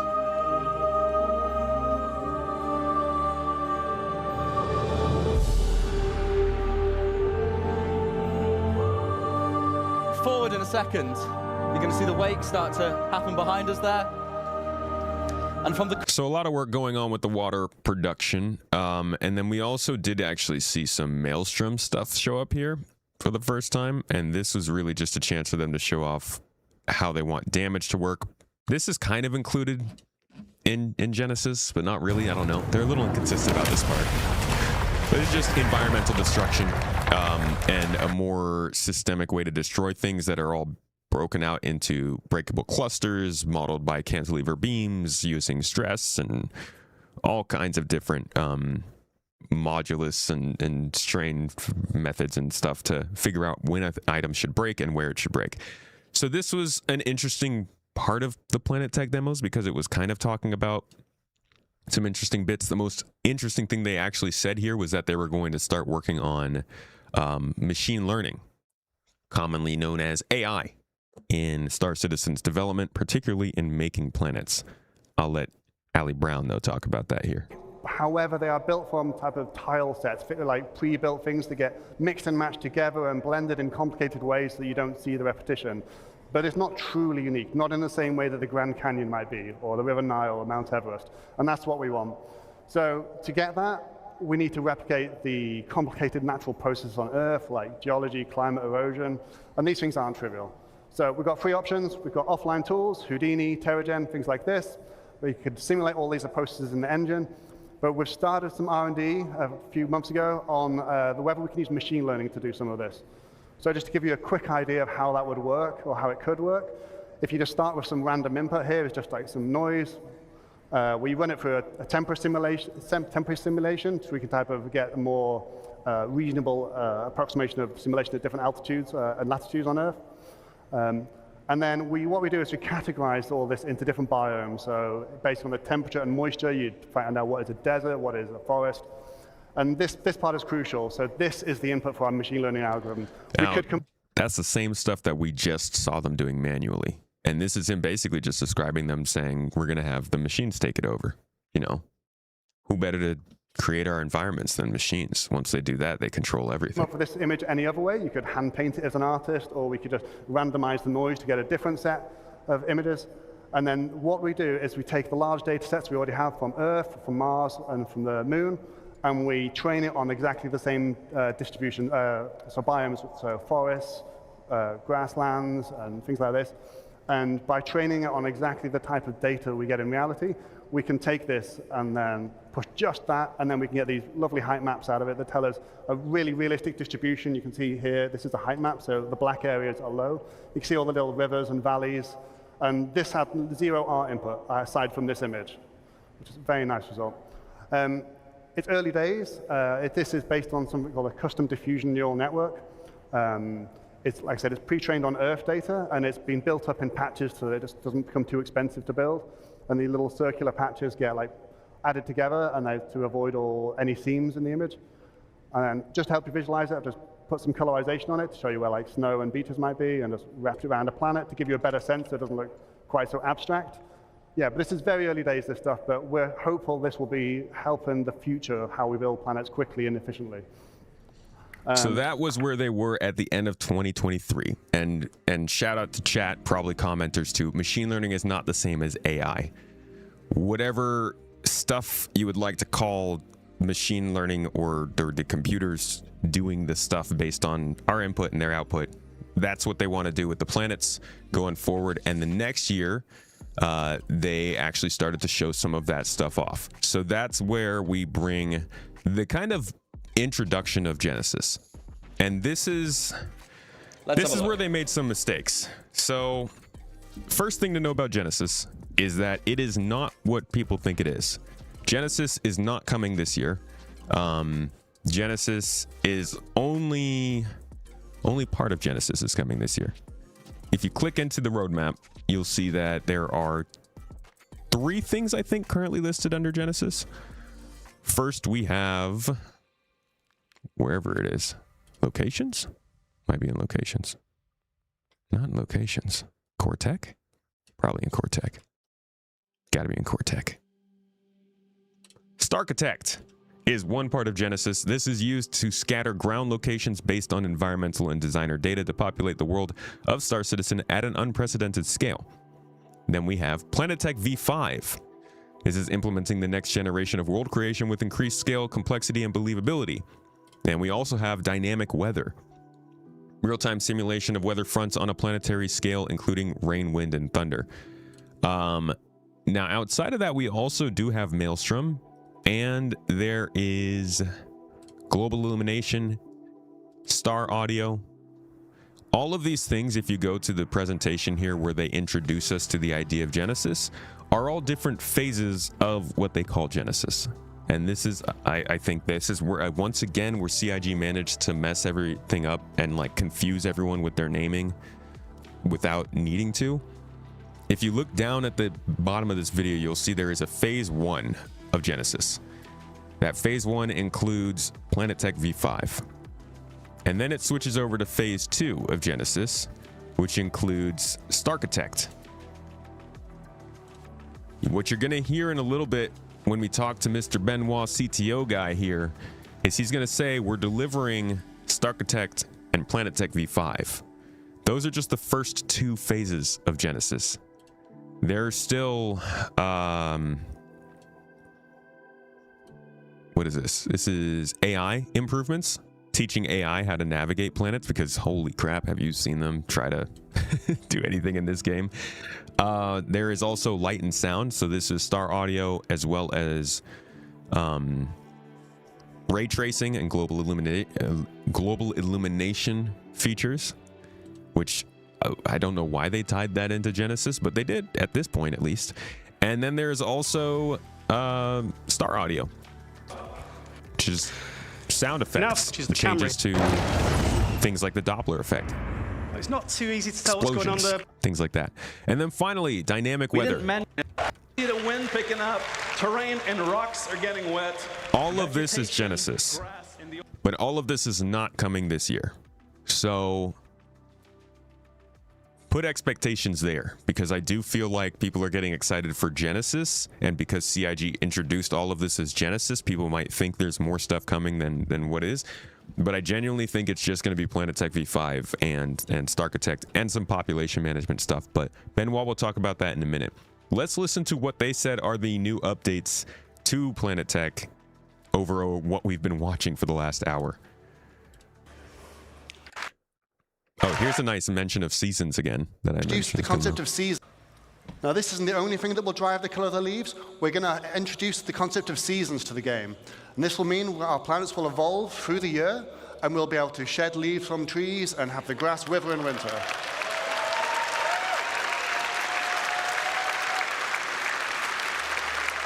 It'd actually be funny if you build a base in a nice hidden place and then it's just not hidden because the season changes. Or a place where there's no seeds for a specific asset, you might start to get this coming in. Let's take a look from a larger perspective again.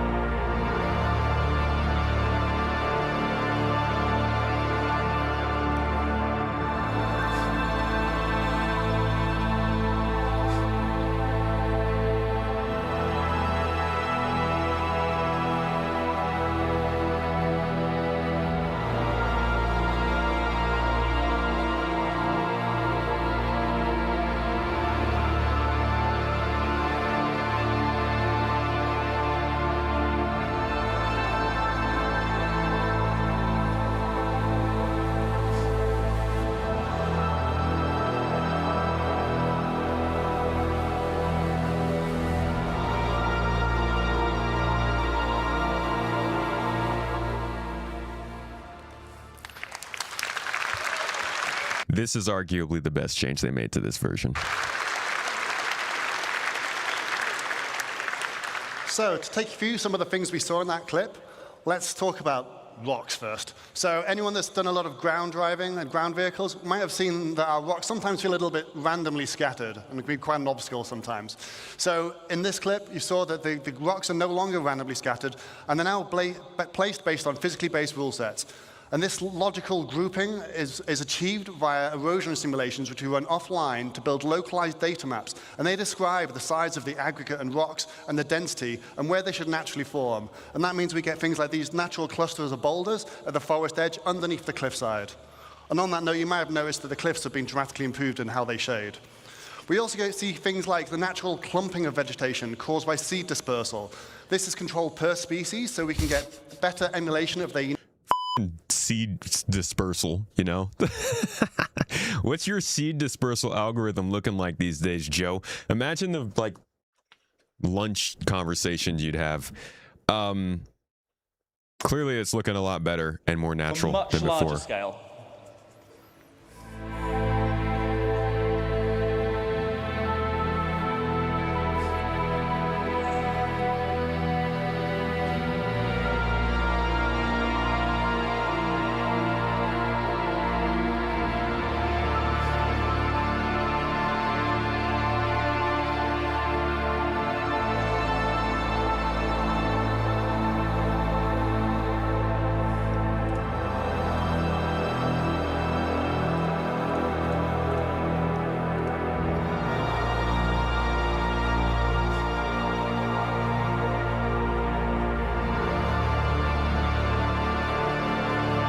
I think this all gets more exciting and is probably more necessary because base building. But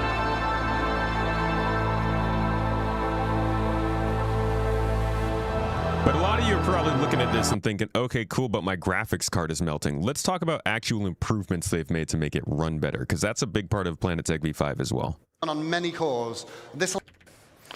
So yeah, with all this new data sets and these physically based spawning rules, you're probably wondering, how is this going to handle in your CPU? We don't want to melt anyone's CPU, so we've redesigned all of this tech to work much more efficiently than before, and now it can run on many cores. This allows it to be run perfectly well on both the CPU and the GPU. So we've redesigned our framework so that we can run it at both and swap between them freely. Now, the benefit of this is we can do things like, first off, move the terrain system to the GPU, and we've now done that to get some incredible performance improvements, but we then also cache the results in something we call a virtual terrain texture. I'll give you a quick demo of this now. This is now vastly faster than the previous system, but it also allows us to generate the terrain in much higher resolution, which means all the popping you can see on the mountains as we're approaching, all of that should be completely eliminated on the right-hand side of the screen. Somebody was asking about popping earlier on YouTube chat, I believe. There are definitely things in Planet Tech V5 that are not just about making it look better. Optimization's a big part of this version because they are trying to build a lot more stuff into these planets. Will it work? I don't know. But at least it's not just all about, ooh, prettier. You can see on the mountains as we're approaching, all of that should be completely eliminated on the right-hand side of the screen.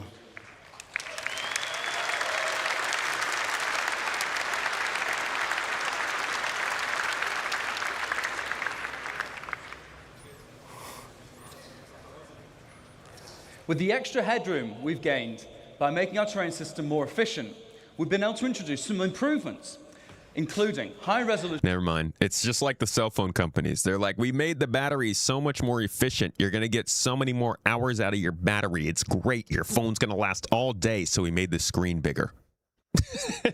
Ground textures, proper blending between surface types, and of course, better tiling. If you're familiar with any of our planets, we've taken off all the assets so you can see the issue. And now how it looks, you don't see those lines going at all.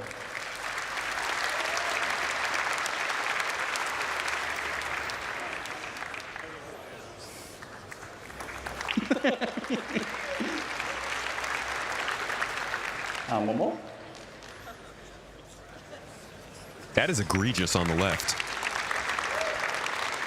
With the terrain data cached on the GPU, like Ali said, we can perform the scattering there too, which is significantly faster. All those algorithms that we've used to generate those first bits can run there without being more expensive on your CPU. And it also means the results are directly there on the GPU. We can render straight from them. That allows us to have dramatically more density in our new system. We can render objects directly without having to go via the CPU every frame. We also cull at different levels of granularity, with bigger groups in the distance and individual assets up close. Just as a demonstration, this is the sort of density you can expect on micro. Okay, this is actually, I think this is probably the most impressive part of this whole change. Tech today, and in a second we'll flip over to what you can expect from the new upcoming tech. If they can actually do this, that's going to be crazy.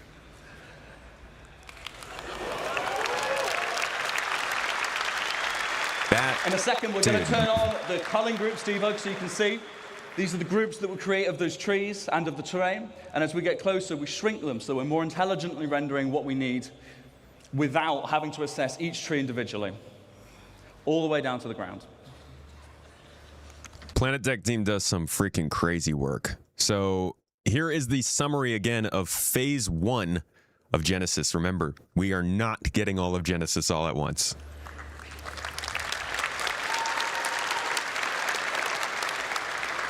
So to recap some of the things you've seen here in phase 1, we had data-driven rules based on physically based data, generating emergent biomes that continuously vary across our planets to get infinite possibilities. And we've achieved this with much greater density than before and much faster rendering. And we also achieved seamless transitions from ground to space with zero popping. So now that we've got all this tech, it's time to talk about how art might make use of this. All right. And that's where things get exciting because those guys were the technical guys. Those are the engineers who built the tech. They know how it works. They are the ones who create the paintbrush, right? And then these dudes take the paintbrush and apply it into the game. And you can see just how wild they went with it.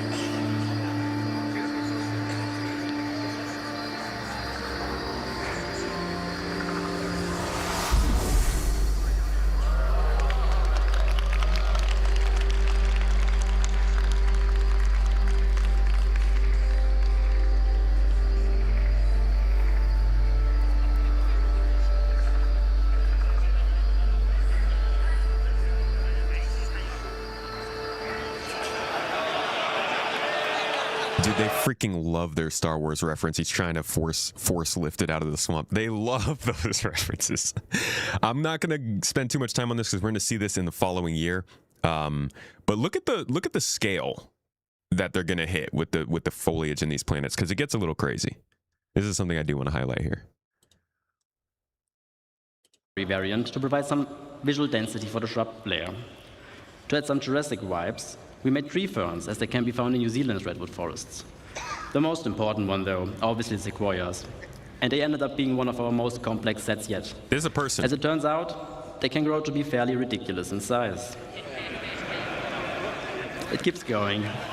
It keeps going. So they're like, the artists clearly have felt like they can do a lot with this new version of Planet Tech, and I think that's why this has taken so long, just because like it took some time to get the engineering done, but now they've been really expanding it. And that brings us to phase 2 of Planet Tech. This is arguably one of the more insane things I've heard them propose, but from the whispers and murmurs, it's coming along, and they've actually kind of combined this with Planet Tech V4, and I think this is going to be one of the biggest changes to how Star Citizen is supposed to work as a game. I'll try to not spend too much time on this topic because it can get kind of exciting. All right. Those new planets and biomes were pretty, right? But it's time for Phase 3 Civilization to give you some stuff to do. So, let's talk about location density. We've emulated nature as well as we can to make sure our planets are physically based and realistic, and our biomes are emergent. But it's time to start populating the verse, because where there's people, there are their lives and the structures they build. So it makes sense that whenever you go and explore these planets, that you find their lives. And what's even more important is that when we make these structures, that they use and they follow the same rules as our biomes, such as the jungles and the swamps. Quality and improve on our previous work and make it even better. And any location that you'll find needs to have its own unique personality and no repetition. We don't want you to find the same location twice. This also means that this is your exploration and your findings. So when you go on, keep that statement in mind. Let's go back to that one. And no repetition. We don't want you to find the same location twice. Keep that in mind when we get to the end of this presentation, because you find you can share with your orgs or with your friends. As for that density, if you fly down to the planet, we want you to find something, let's say, every 100 clicks. But also improve the mission experience. So when you stay more on the planet, you're more immersed, and you go from location to location. Just keep going.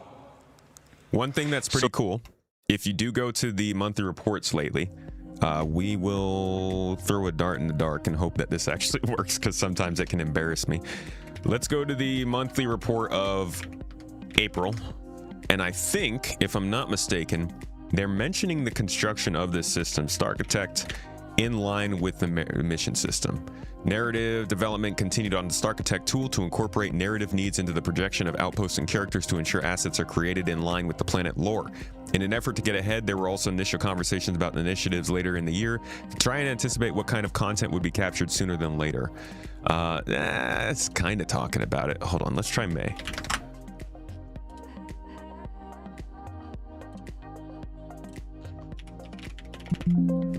No. This is one of those times when it's just embarrassing me. Hold on. March. It's my last attempt. The idea being, there we go. Towards the mission system, the team fixed issues causing rewards to not be correctly attributed or progress for event trackers to be incorrectly calculated. Progress also began on implementing Mission V2 functionality into Starchitect, including the ability to dynamically create new mission locations without designer intervention, greatly improving the speed of development.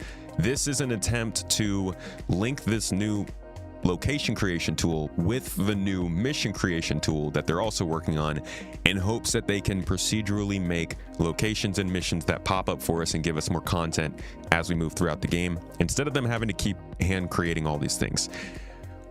They're trying to say this happens without repetition. And I think that this is the sort of thing that we just need to look towards Star Citizen 4.8.3 to see what it means. And that is like, we're getting random missions that are really the same as other missions, but with Xenothreat being the enemy and alien ships being the target. And I think those are the kinds of things we'll see differentiating stuff. It can get repetitive, but it can also work out, I think. And I'm very hopeful that they can find a good balance. But let's continue on. So going forward, we are modularizing all our existing locations and assets. And we're basically making a library of buildings and layouts that we'll be using to no longer work directly on the planet. The neat thing, all these modules and assets can be iterated upon and tested right in the editor for all the designers and artists to ensure fun gameplay and interactive sandbox activity, and also make sure all the mission stuff is there. Basically, we're building a toolkit. This would be amazing if it was, if we knew that Quantum was still going to be creating supply and demand between all these locations. I really hope we see something like that soon. So let's look at some of the things that we need to keep in mind as we are making that toolkit. First and foremost, we've got our art style and branding. We've got things like Frontier for our settlements. We've got high-tech for the emergency shelters, but also utilitarian, like our bunkers and distribution centers. I just like to draw back to one of our favorites here on the, one of our favorite things to look at here on the channel whenever we're doing talks about planet tech or building styles or anything like that is this architectural style guide that they released back in 2019, which is where he's pulling these exact words from. I'm not going to say that means that they are still using this guide, but I think it's possible. As you can see here, we've got utilitarian down here. Talk about mechanical and industrial styles, function, aesthetic, durable stuff, and that's generally Hurston R-Corp kind of stuff. Then over here, we've got colonialism, frontier vibe, use of natural materials, derelict archetype. We know that's in Pyro. Up here where he was just talking about high tech, we've got industrial design, focus, advanced manufacturing, beautiful function. And this is literally a picture of a Rayari outpost in the Stanton system. They still got a few more. Henoism is actually one that they've said is coming with Castra. They've already confirmed, so that should be here soon. Metaclassicism, I think, is something that we'll probably see in Terra along with Streamline. If you look at the building styles actually from Terra, I think I've got a screenshot of Terra I can pull up here real quick.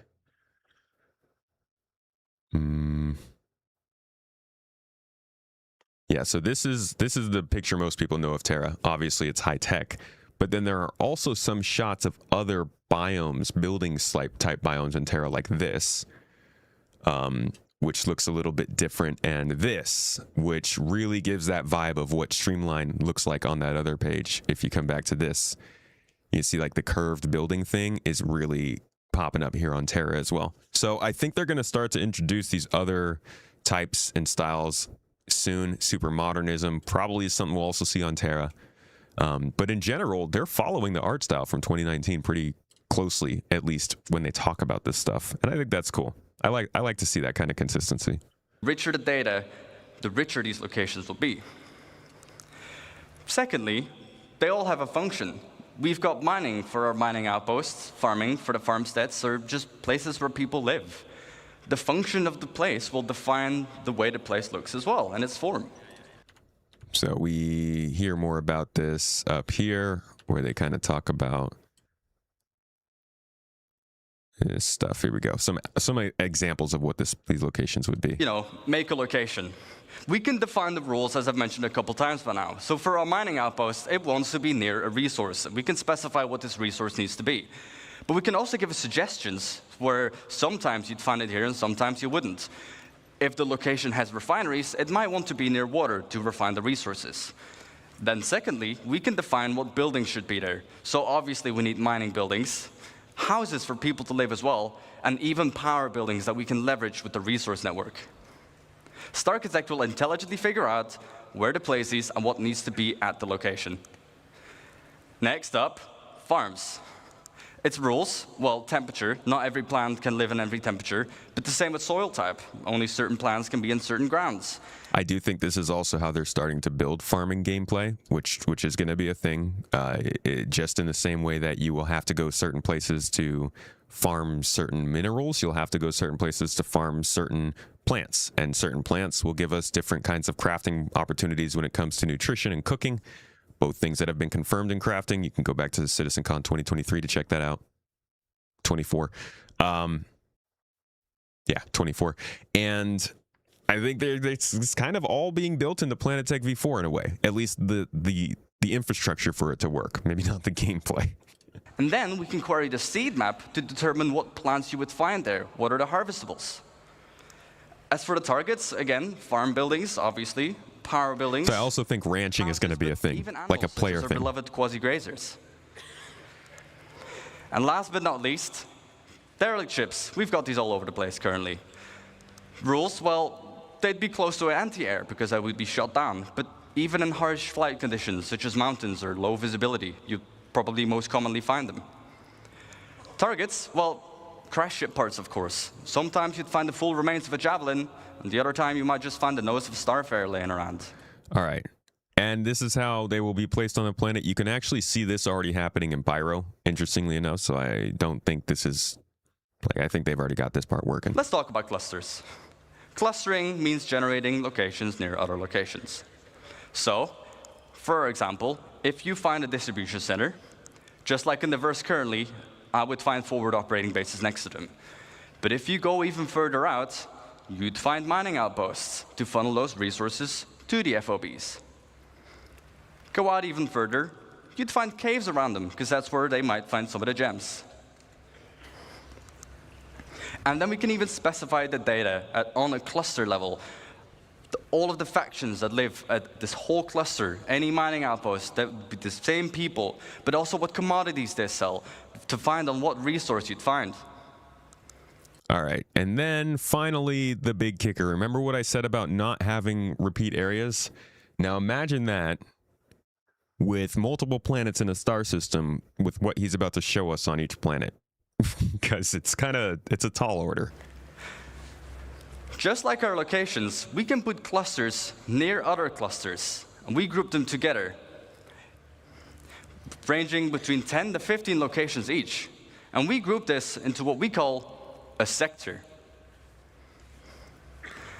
Like this one, that has about 120 locations. However, on a planetary scale, we can define how many sectors we should have, with each their own data and persona. And every single one of these locations is now ready for the mission system to hook up and give you gameplay, and for you to find a bunch of places on your own. And just on this side of the planet, can you guess the number? We've got about 3,042 locations.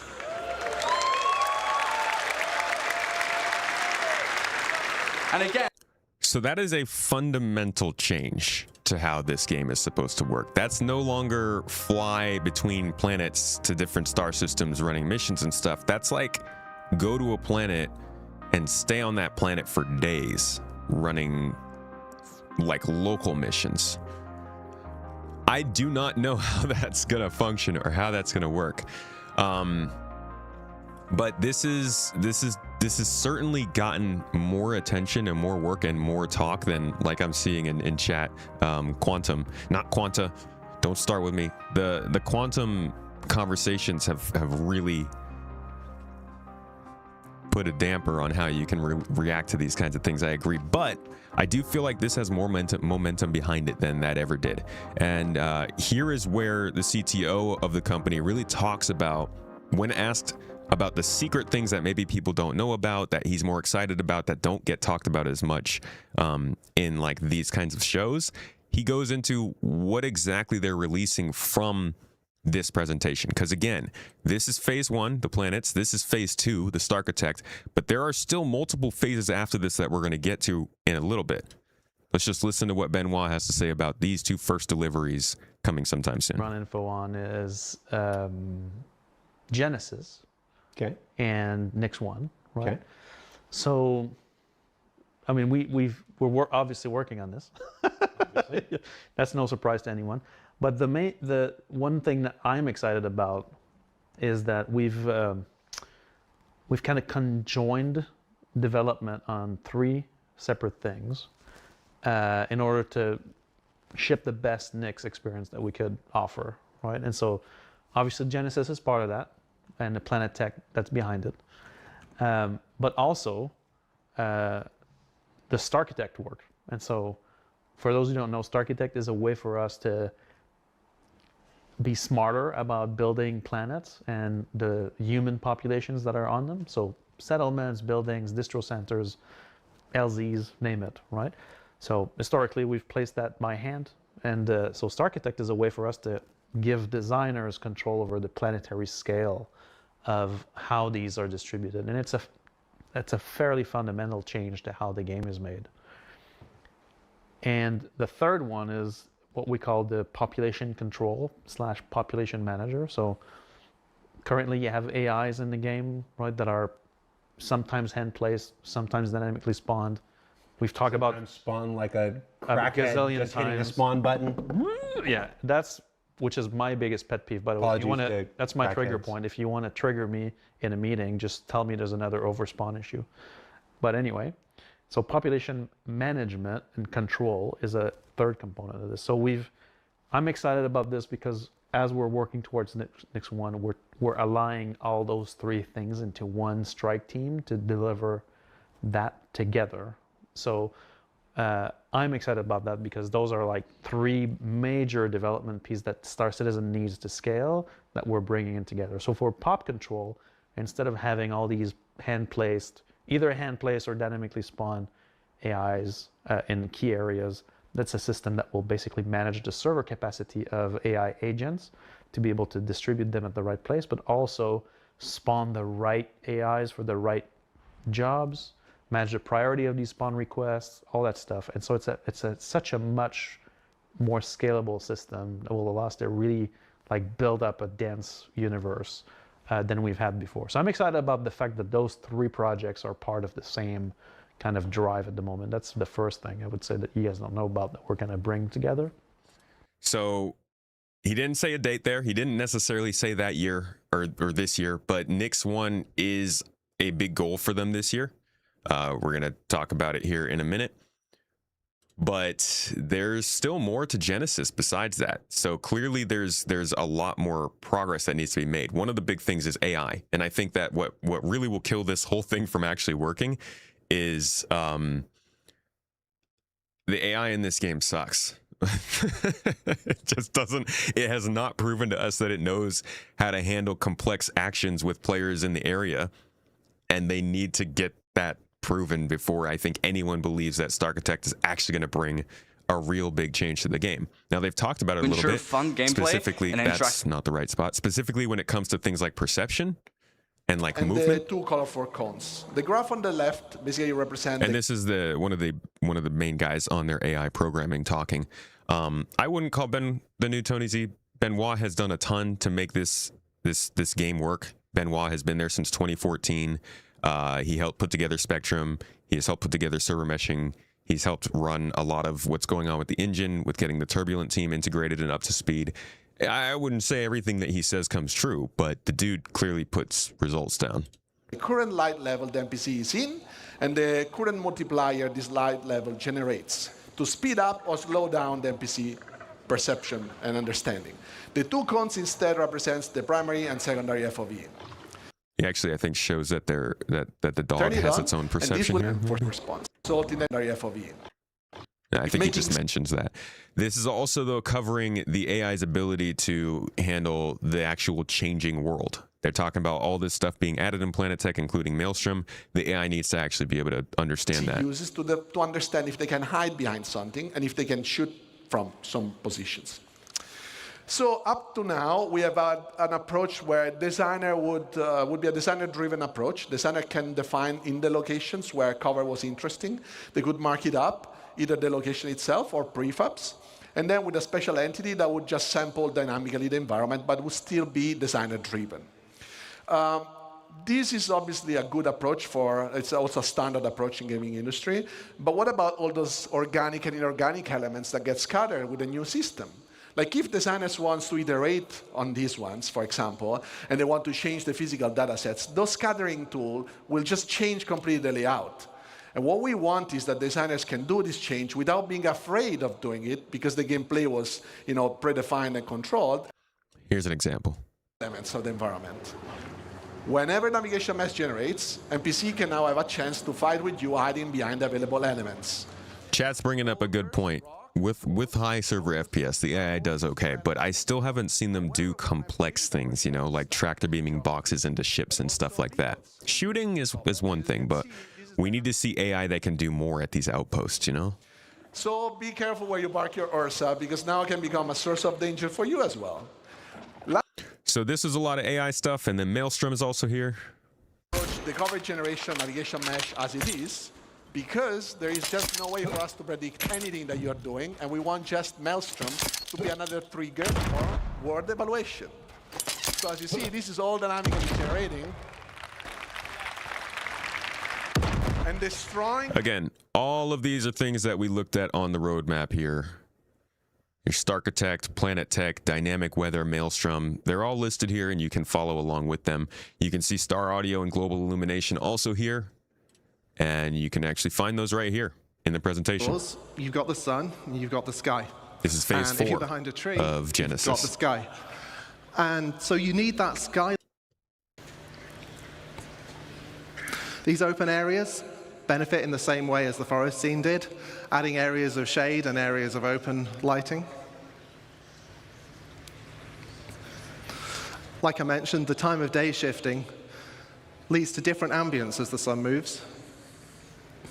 That looks so much better. And this is the shot that I just liked.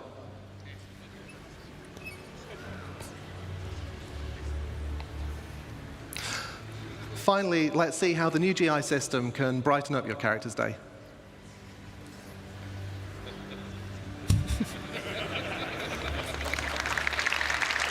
Getting better server FPS. And then we have a presentation on audio. We've been tracking this one for a while. The ones that come later. But most interesting, I think, are the explosions and Doppler sets.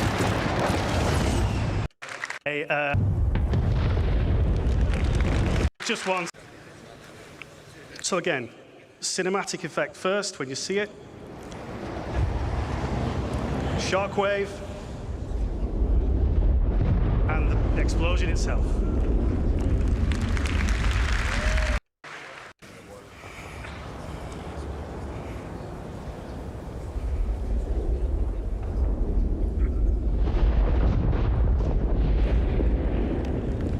That took a while. The sense of speed. And we can temperature. So for example, I missed the Doppler one. I think that's earlier on here. Yeah, it's right here.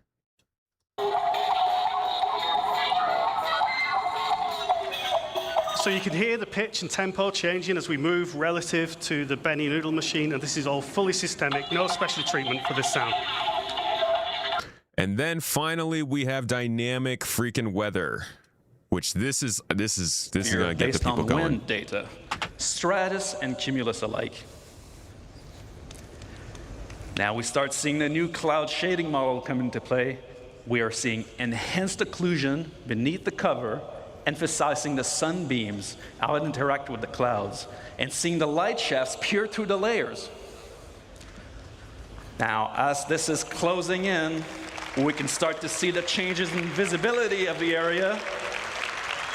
Light precipitation is starting. Previously, we authored static cloud shapes, but no longer. We didn't manually place a volume here. Its presence has been informed by Genesis data. Oh, and it's not just a cloud volume. It's a weather front.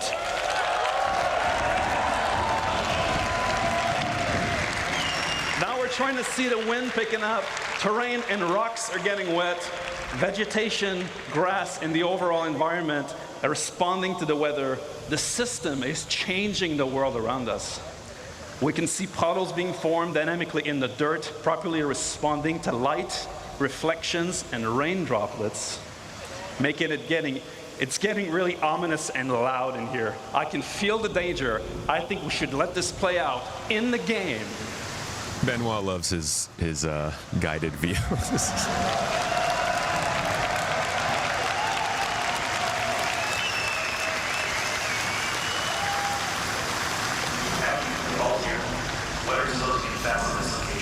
Conditions have deteriorated. Severe items.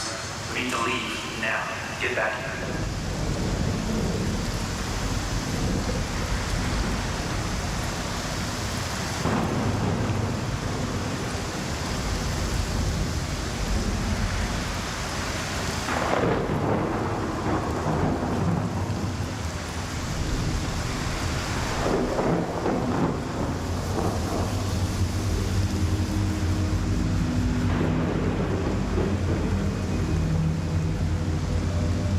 I'm getting out of this suit now.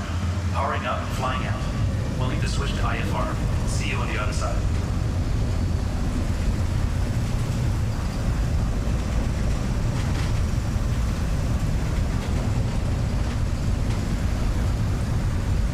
They're doing a lot to make this feel like this is almost like that Planet Tech demo we started with, right? They're trying to show off the weather here, but they're building an entire scene out of it that I don't think is super reflective.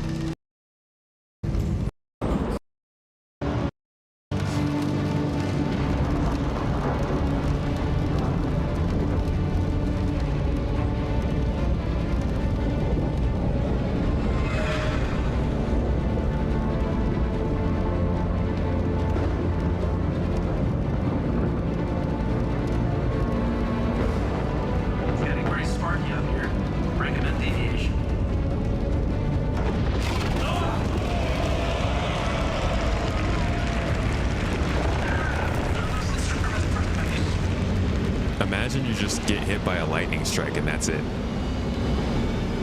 Game over.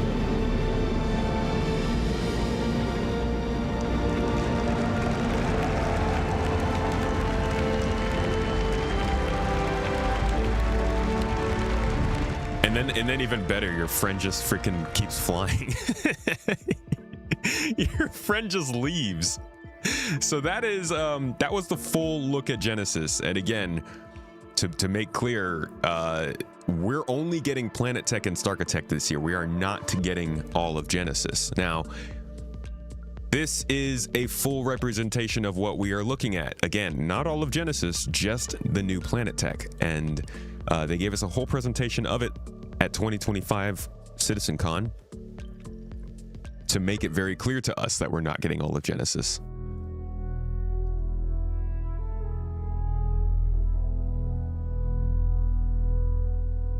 At Cloud Imperium Games, we believe art inspires the best technology.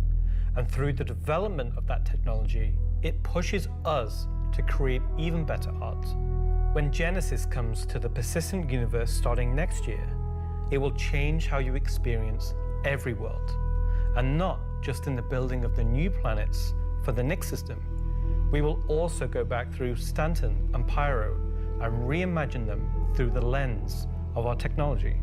Previously, no time frame on that. And more traditionally, we'd create slices of biomes like deserts or forests. This approach moved us forwards and got us this far, but solving the scale was always tricky. And for Star Citizen, we like to do scale on another level.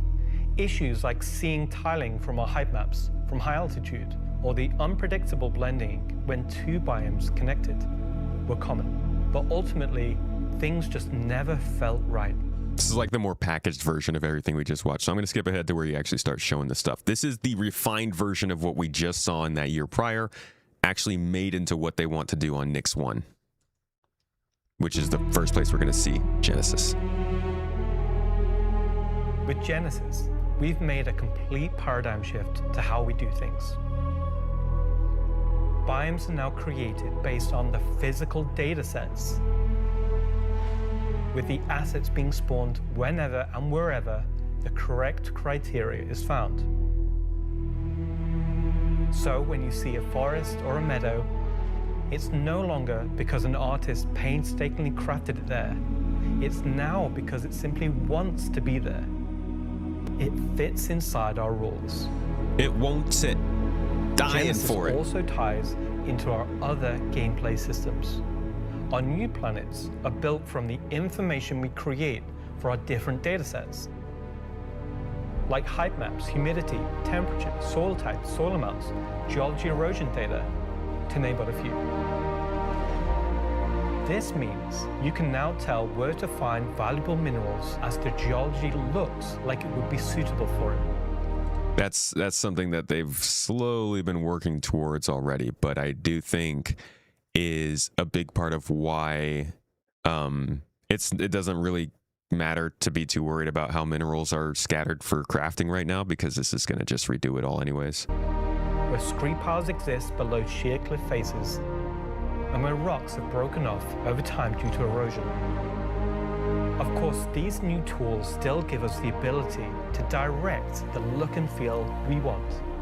The attention to detail from the tallest mountain to the smallest flower is still our core DNA. With Genesis, we can now keep that detail-orientated mindset as we focus on the quality, and it provides the quantity.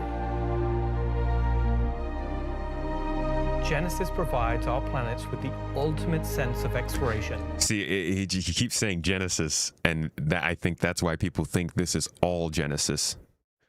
Because it looks like it. I mean, why not? Why wouldn't you think that? And hone in on the final look for Nyx. Thanks, Ian. So, in case it's not already clear, Genesis is our name for a group of technologies that are improving our ability to build worlds, refining those that we've already created, and ultimately expanding our persistent universe to the scale and quality that we all expect. I work on planet tech, so let's talk about how that's continued to evolve since our presentation last year. And instead of just highlighting some really cool biomes that we can create, let's go ahead and show how all this work applies to the upcoming planets of Nyx. So there are 3 planets in Nyx. Nyx 3 is a gas Let's jump forward to giant Nyx 1. biomes for you to discover. Sorry, we're limited on time now. So, let's approach this planet in much the same way that you, the player, will. Forward is far more tied to what is present on the surface. Previously, we had different data that drove the orbital and ground coloring. That's because the orbit was designed to look like vegetation that we'd place on the surface, and the ground coloring was trying to be a mix of soil, rock, and the organic compound coloring that forms the kind of colors there. Now we author much more of the data in a unified way. This definitely looks like a much more in-game version than what we saw last year. For ocean and vegetation, and brown or yellowy tones for sand and soil. We wanted to keep it as simple as that. The same set of textures and data that define the color of the soil, sand, and rock on the ground are used to create the orbital look. We then assess the presence of vegetation and competition between different species on each part of the planet and use that to blend in tones of green, including variations due to species health and the current season. This creates a far more complete image and allows you to identify features, geologies, and potential points of interest all the way from space. Let's go down to the surface and start with something closer to what you're used to, but in a whole new light. I'm going to jump forward a little bit more to this.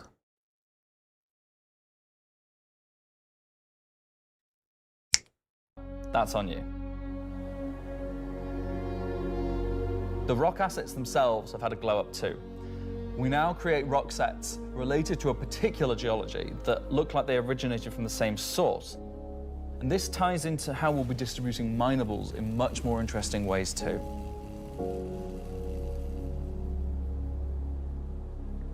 So now that our base terrain and rock scattering looks good, let's add some vegetations and explore some additional biomes. So the thing that's not being said here and doesn't get said at all during this CitizenCon is the inclusion of Starchitect. And that's why this talk with Benoit was so important. That was why this was such an important moment, because it made us realize that they were combining the Planet Tech that they had already confirmed was coming in Nix 1 with Starchitect, which is a huge increase in potential to that than just new planets. Imagine if they just dropped in Nix 1. It was beautiful to look around. There are some outposts scattered throughout, but in general, it was just like visiting Pyro 4. Everybody would get bored after the first couple of, well, okay, that's not true. Plenty of people would not get bored with that. But for a lot of folks, I think the interest would move on quickly because there's not as much gameplay. This confirmation that Starchitect and the population management is also coming, I think makes the prospect of Nix 1 and what they're doing with the first and second phase of Genesis this year much more interesting. Forests and grasslands are full of trees, various grass species, rock formations, and they're found in all sorts of elevations like mountain valleys, open plains, and dense meadows. And when we start to add a bit of fresh water, they begin transitioning into more wetland-type biomes. And while forests are super cool, let's focus on the grasslands and wetlands today. So, how are we making these look so great? Obviously, we've had grass before, but never meadows of it, because until now, we haven't been able to spawn grass in large enough quantities or effectively represented at distance. I hear they were just crazy with lawnmowers. Some more dramatic rockscapes, those muggy wetlands, or even our festering swamps. Festering. So yeah, we didn't forget about the swamps, and they're coming to Nix 1 as well. Built using the lessons learned and all the technologies we've developed, these swamps now spring into existence from the planetary data. This biome combines all of the elements from the other biomes we've shown you today, from water interaction, denser spawning, unique ground coverage, and I think it creates something really unique.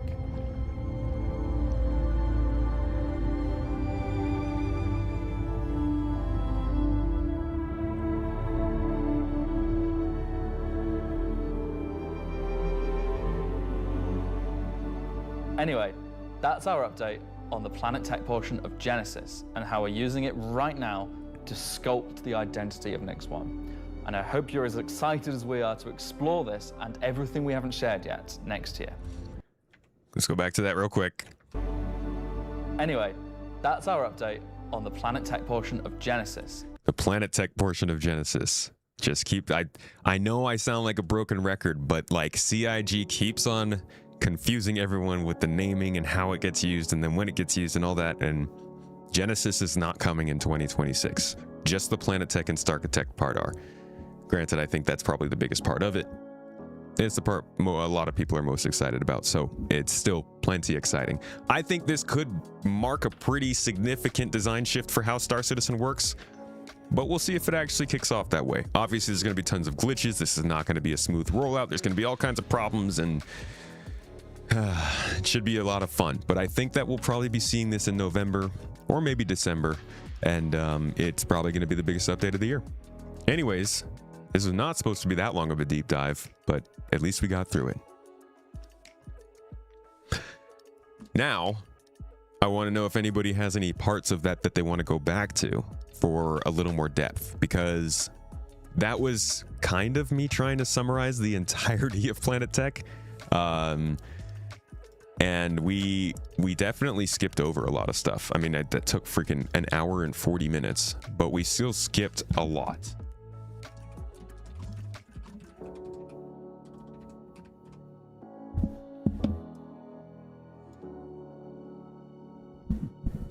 Without you, you wouldn't see it. Well, thank you for coming. Without you, we wouldn't be going over it. And I'm happy for you, Dread Roach. I hope, I'm glad you enjoyed yourself. I allowed it, Nunzi. Let's let the people have some fun, you know? It's Planet Tech, right?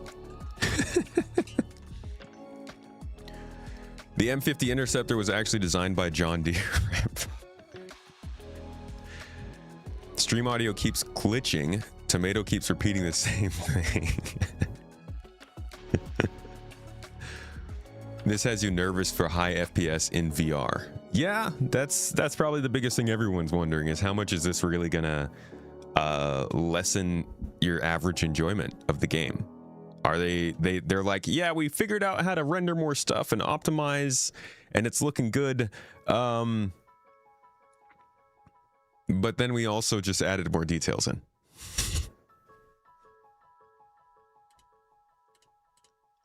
All right, now that there was no follow-up on that message, I feel like I shouldn't have allowed it. Shame on me. No questions.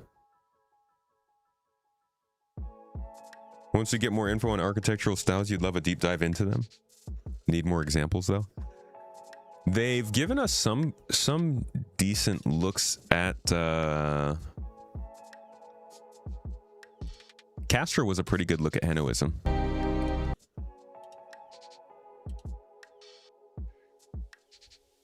Sinkoto, thank you for being here, dude. Think here we hear about...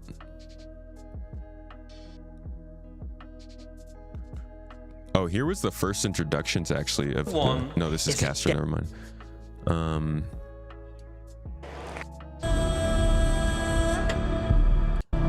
So this is Henoism.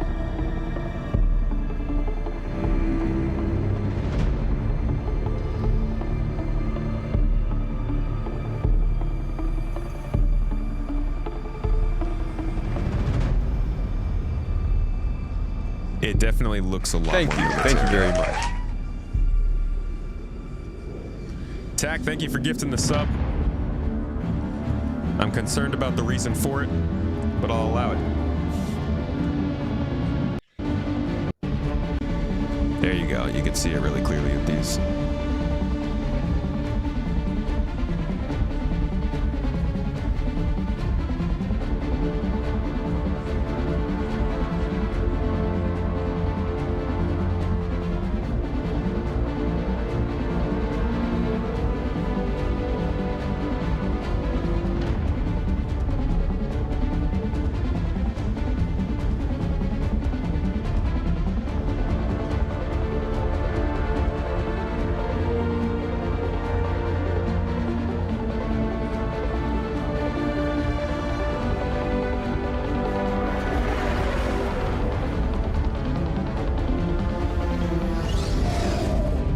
Definitely would have crashed.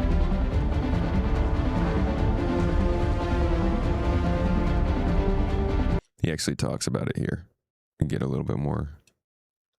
During the Mesa era, as humans were expanding their borders, this introduces a new architectural style for humans. Between the First Travarian War on one front and the Xi'an Cold War on the other, a new style called Henoism arose. With an emphasis on prefabrication and fortification, the designs were robust, durable against warfare and harsh enemies and harsh environments.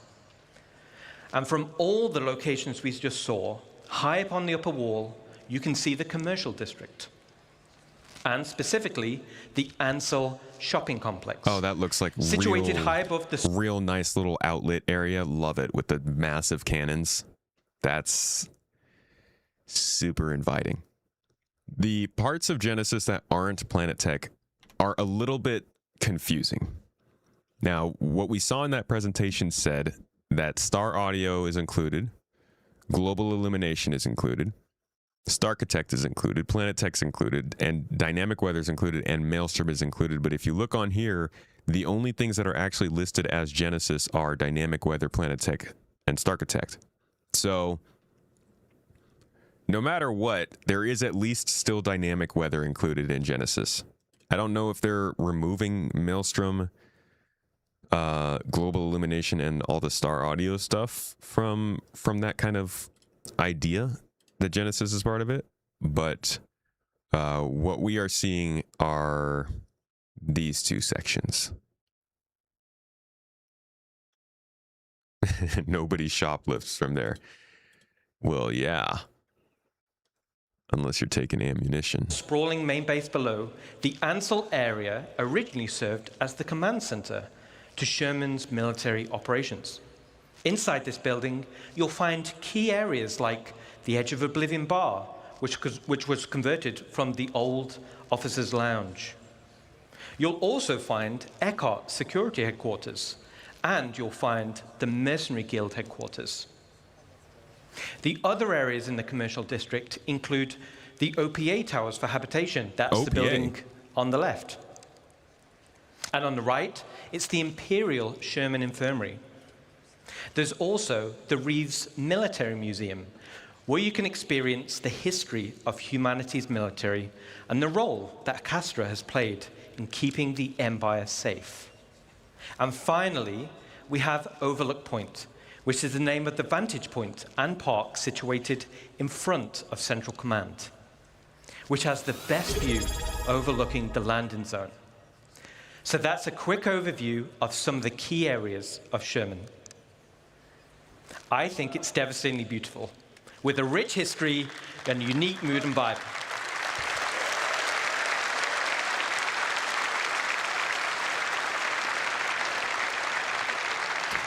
So this is the 4th star system coming to the game. I don't think it's coming this year. Maybe we'll see it end of next year. First editions. Ananzi dude, thanks for being here. Appreciate you, my dog. Have a good day. Do they have the 1.0 goal? Do they have the 1.0 goal have trying to make all buildings open to walk around in because we really don't need that for every building? No, they're not trying to make it so every building can be walked around in. Thank God. I don't think that would go very well for any of us.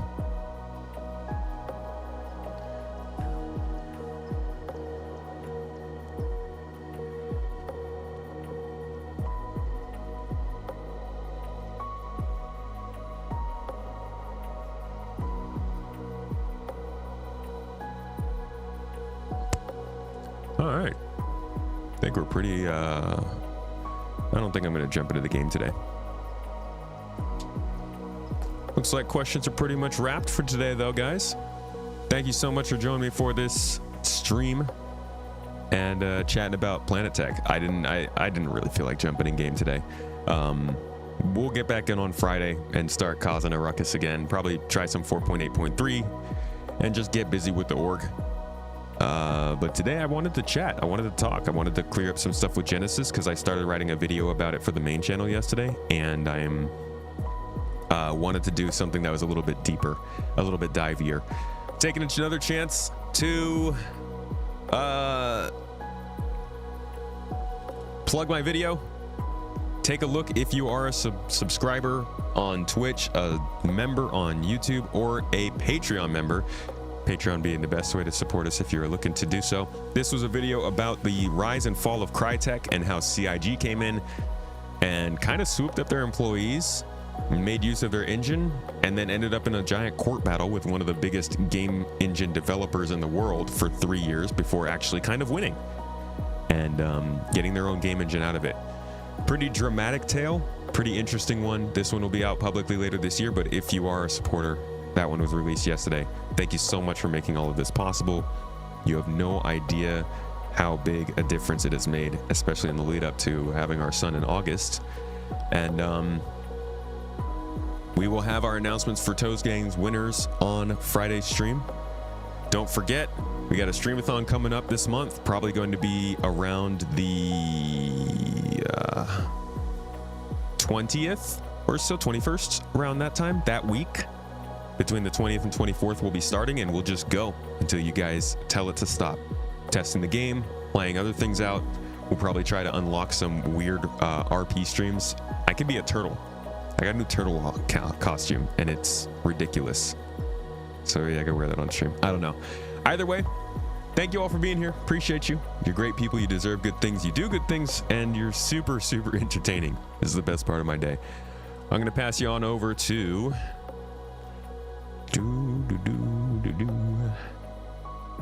let's say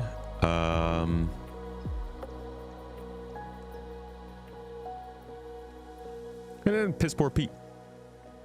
Over to the dog that streams. Y'all enjoy yourselves.